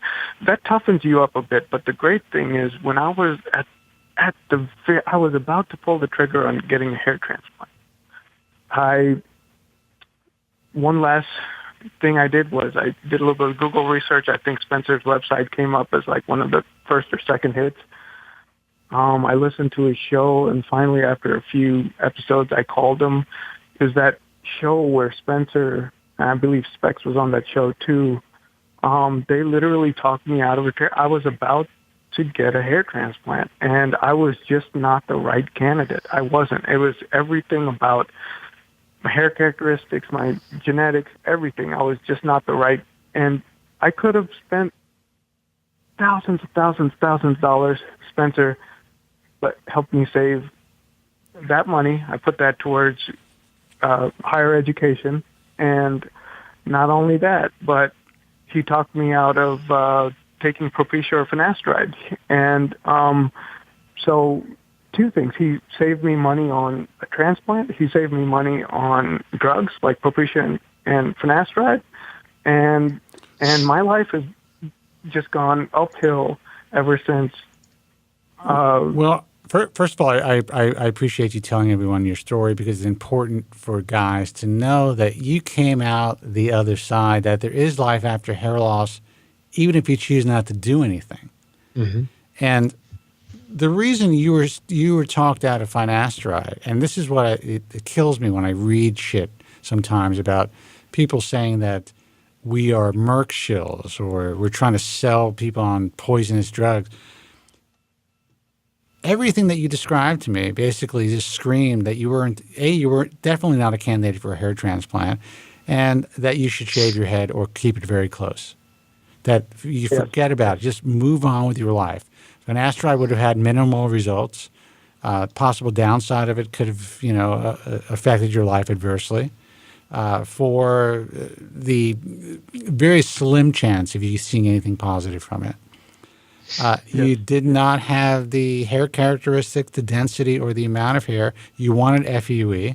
And if I remember correctly, you wanted it because you were led to believe that you could just, if things didn't work out, you could shave your head. Yeah. Right. And you would be fine. Right. Right. And then when I looked on your forums deeply, I saw that you do get those white dot scars. And not only that, but it's just everything. It was if I remember you, I think you're Brazilian, or you have dark skin characteristics, yes, sir, right? Brazilian. Yeah. Absolutely. Yeah. And just for the young viewers on the show, look, I'm not here to tell you what to do.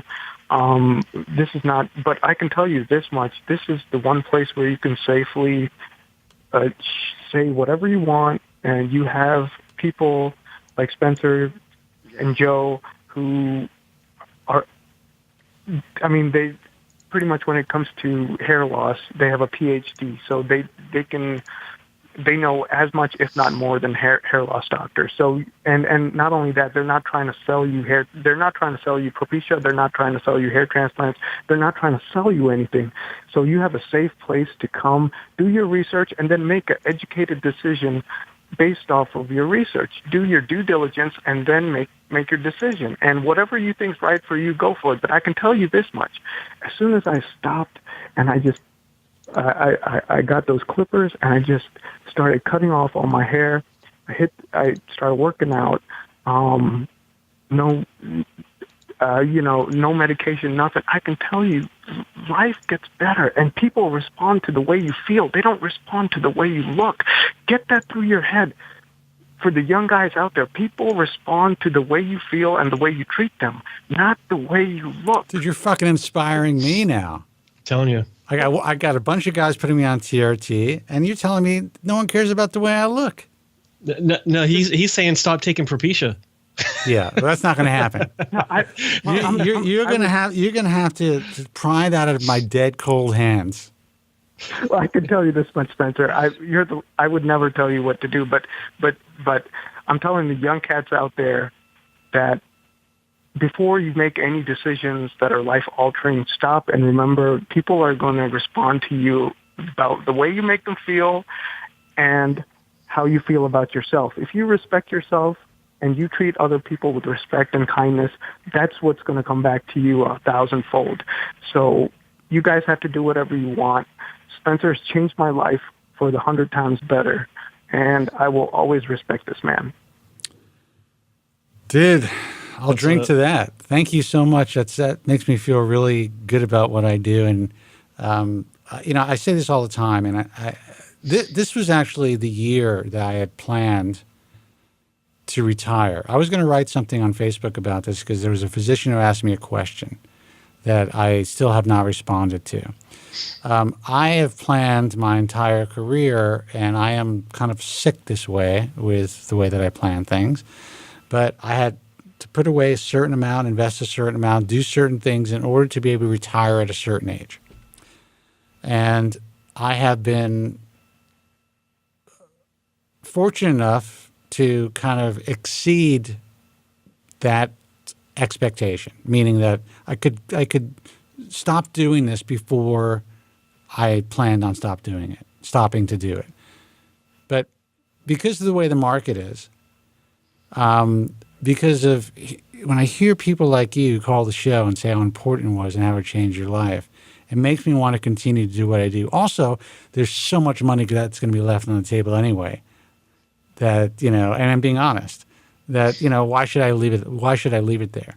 I mean, this industry is worse than ever. Telling the truth is going to be a commodity that is more valuable than anything else in this field. And it's becoming more valuable by the minute as this field evolves. That's the thing. There's less and less truth out there with all the additional information that we're being bombarded with on a daily basis. Right. And so I mean, to hear what he's saying about the influence that you had on him. First off, there's some great sound bites in there for future intros. So thanks for that, Vince. But no, I mean it is encouraging and inspiring to hear this from you, and how it's impacted your journey, I guess you could say. And I can vouch for it. I mean, obviously, because I'm working with a guy trying to push the same message. So, well, Vic, listen, good stuff. Yeah, I'm really glad. You sound great. Thing, Go ahead. I just want to say, Joe, I know I gave Spencer a lot of compliments, but you look really good too, man. Oh, he looks fucking great. Look at that hair, though, man. That is 100% transplanted hair. Even his it's beautiful. No one can tell. No Dude, one can tell. Show me your temple points. Show me your temple points. No, just turn to your right. I gotta get close. Here we go. Those are rebuilt. From here, from here,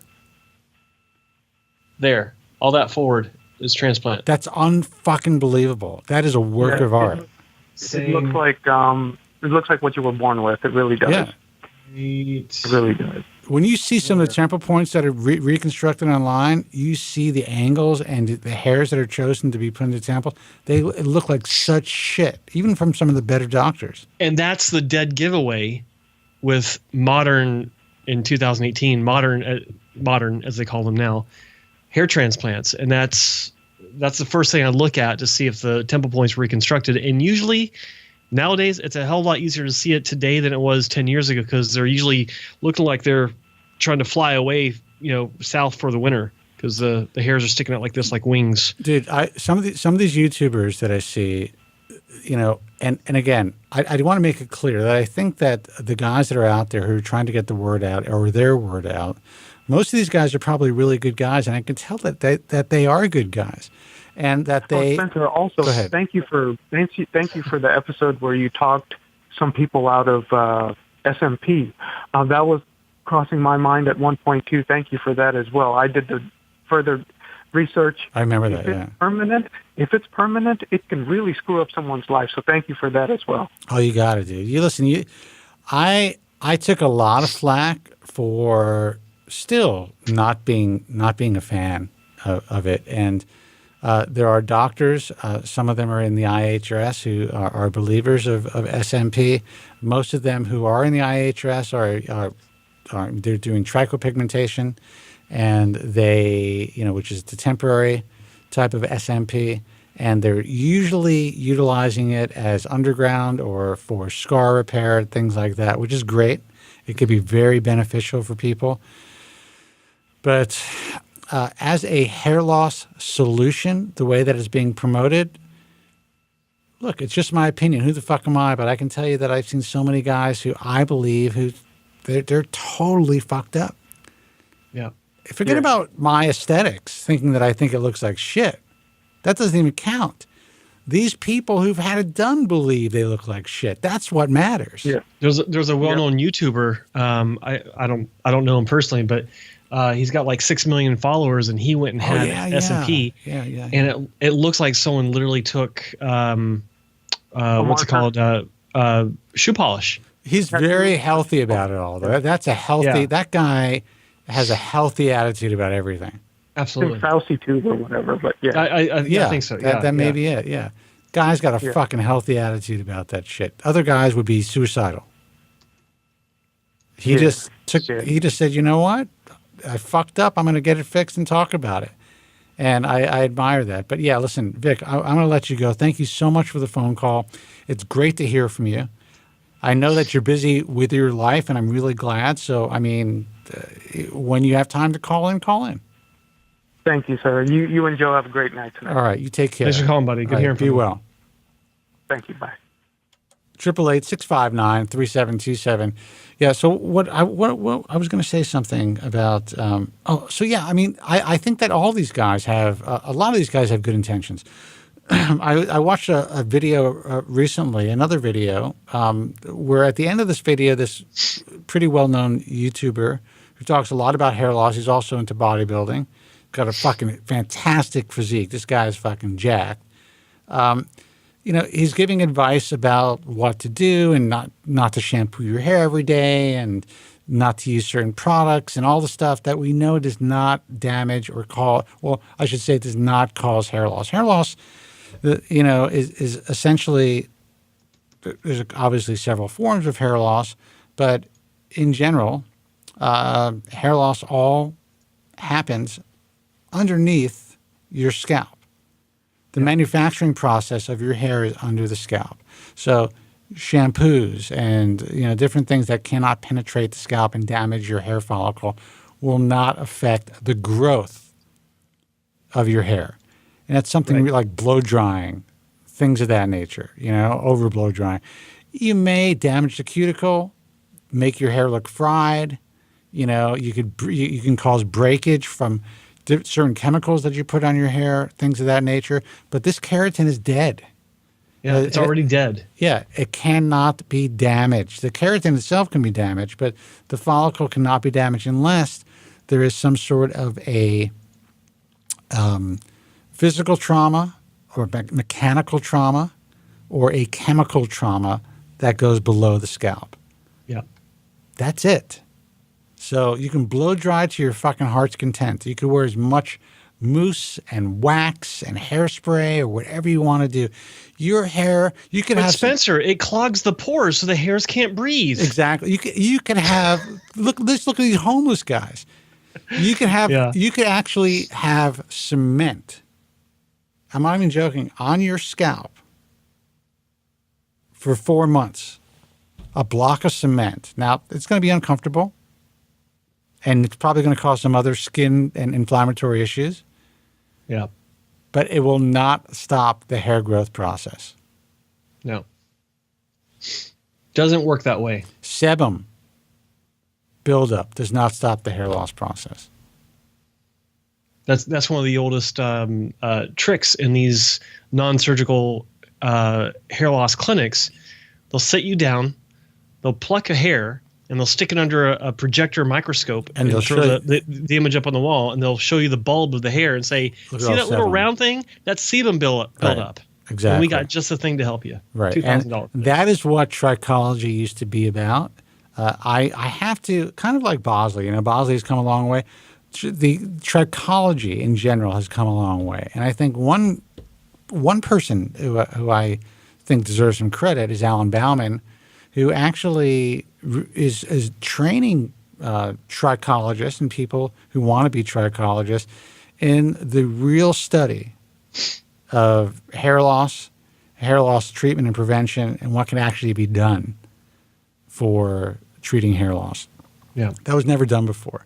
The main trichology associations and trichologists out there, in my view, I used to say this all the time, it was just the study of bullshit, in my opinion. And I will give a few people credit. That's changing. So I think now if someone considers themselves or calls themselves a trichologist, what you have to do is just see where they studied and what they've studied.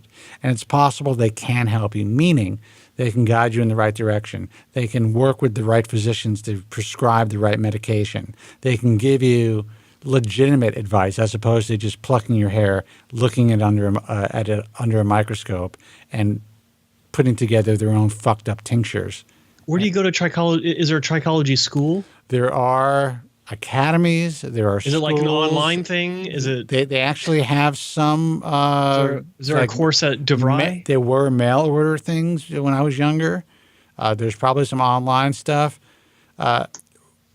I would like to, and I've been talking about doing this, and we probably will really create something that's a lot more legitimate, so that people who do call themselves trichologists can actually understand the study of and learn about the study of hair loss, and really study the causes of hair loss and what the real treatments are.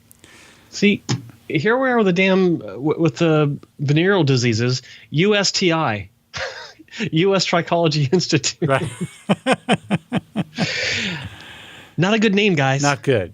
Not good. Doesn't work. I was actually, and I feel if you are watching, there was a trichologist who contacted me who asked if I would do a webinar for her listeners or followers or people in her group.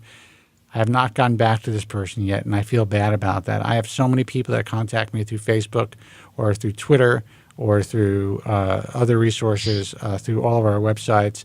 Sometimes I cannot make that commitment or get back to somebody right away. So I apologize. She probably thinks I'm a fucking jerk. What am I going to do? Was that a pause for me to interject? You could say. You could say. No, you're not a jerk. You're a good guy. All right, boys. Listen, we are going to call it a night. Wow, right on the dot. Well, I want to thank everybody for tuning in. I want to thank everyone for taking the time to call in. We will probably do another show this week. Are we thinking Friday or Saturday? Friday, 2 p.m. Pacific, 10 p.m. Greenwich Mean Time. Yeah, I think so. All right. Well, let's make that happen. Joe's website, hairtransplantmentor.com. You can check out Joe's images, Joe's journey, Joe's, 2 fucked up hair transplants to where he is now. This is a guy who's been in the trenches. So I always think that just taking the time to look at where he came from to where he is now is fucking mind-blowing. I showed my buddy who's staying here for a couple of weeks, and he's like, so that's what happened to him. That's why he is the way he is.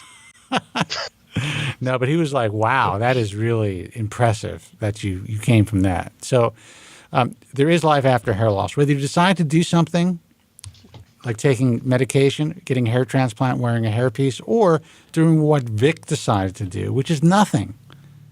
Shave his head, cut it close, move on with his life, use the money they would have spent for a hair transplant for his higher education and improving his earning potential and self-worth and everything by working out and getting himself educated. I mean, there are ways to get past this. Sadly, our friend Joe from Staten Island, who no longer calls, he was on the other end of that spectrum. Paralyzed. Right, paralyzed by this. I am somewhere in the middle. Do we want to make the announcement about the new segment coming up? Oh, yeah. Go ahead. Yeah. Okay. So last show, I think it was Friday, we had a caller who asked us to we kind of named the segment based on this, to rate his hair transplant. And so we started brainstorming, liked the idea of that. And so potentially this coming episode, if we can get some callers, we're going to have Rate My Hair Transplant as a segment of Spencer Kobren's The Bald Truth with Joe Tillman. And people will be calling in. The photos will already be on file. And we may, I don't know, Spencer, if we got the technical side of this worked out, but we may be able to have them on camera, or at least their images on camera. And we're going to rate their hair transplant live on The Bald Truth. Yeah. If you want your images to be, out there for public consumption, then please make sure you crop your face. I'm not going to take the time to crop anything. Right. Or if you're fine with having your image out there, then that's great. When you write Joe, when you send in the images, just provide that information. You're giving us permission to critique and to rate your hair transplant. You're giving us permission to use these images on the broadcast, both live and on the podcast in perpetuity. Mm-hmm.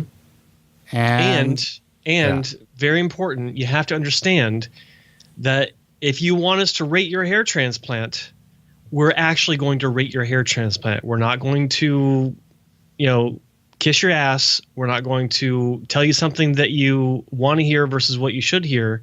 We're going to tell you the truth. And we're going to do it in a way that, we're not going to be assholes about it, but we're going to be honest about it. And we're going to ask everyone in the chat to just reserve their commentary. If the pictures are out there and they're put out, these guys have just gone through something. They have spent a lot of time, a lot of money. It's an emotional roller coaster. They don't need the peanut gallery saying, hey, they look like shit. Yeah. If that's the case. That is what I have always disliked about the message forum world. And frankly, that is, we really try to curb that. If someone takes the time to put up their images and then some anonymous guy says you look like shit, that doesn't stay up there. Sorry, dude. Yeah. I went to Dr. So-and-so, here's my transplant, and somebody says that looks like shit. Or if a physician posts someone's pictures with their permission and someone says that looks like shit, sorry, no bueno.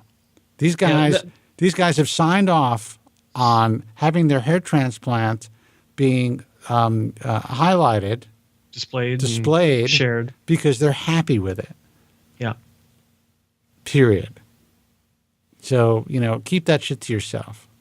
And I don't mean to sound like an asshole. I just want people just to have some, we're a community here. We're supposed to be helping each other, encouraging each other. The information that we're going to be providing these patients is going to be for their best interests, not just to critique the doctor who did the surgery and, the hair transplant in a, what's the word that I'm looking for? In a gratuitous way. Yeah. It's going to be like, okay, well, just like we did the other week. Asked if the guy was a smoker. Said that there was some bleeding. It looks like there was some swelling. That looked a little bit of excessive bruising. Bruising, I mean. That looked a little bit excessive and a little bit, long-lasting. Yeah. Things of that nature. What are our thoughts on the potential future? We don't have a crystal ball, but just judging on the work itself, what we think the outcome may or may not be. And the critique will have nothing to do with our, any opinions about any people involved. It won't have any sort of, what's the word I'm looking for? Exaggeration of, what may have happened if it's not such a great outcome. We will simply look at it. I'll use my surgical experience. Spencer will use his experience of dealing with thousands of patients himself, and we'll give you our honest opinion on the result and answer any questions that you may have about it if we can. This will be our opinion based on our experience, and it will be solely to help educate others. And you got to be okay with it as the patient sending your photos in to be critiqued. There you go. Websites, thebaldtruth.com for archives of this broadcast.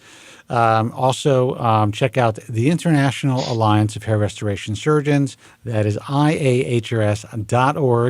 If you are considering surgical hair restoration or hair transplant surgery, check out the IHRS. Honestly, it is in my view, really the safest place to start to do your research.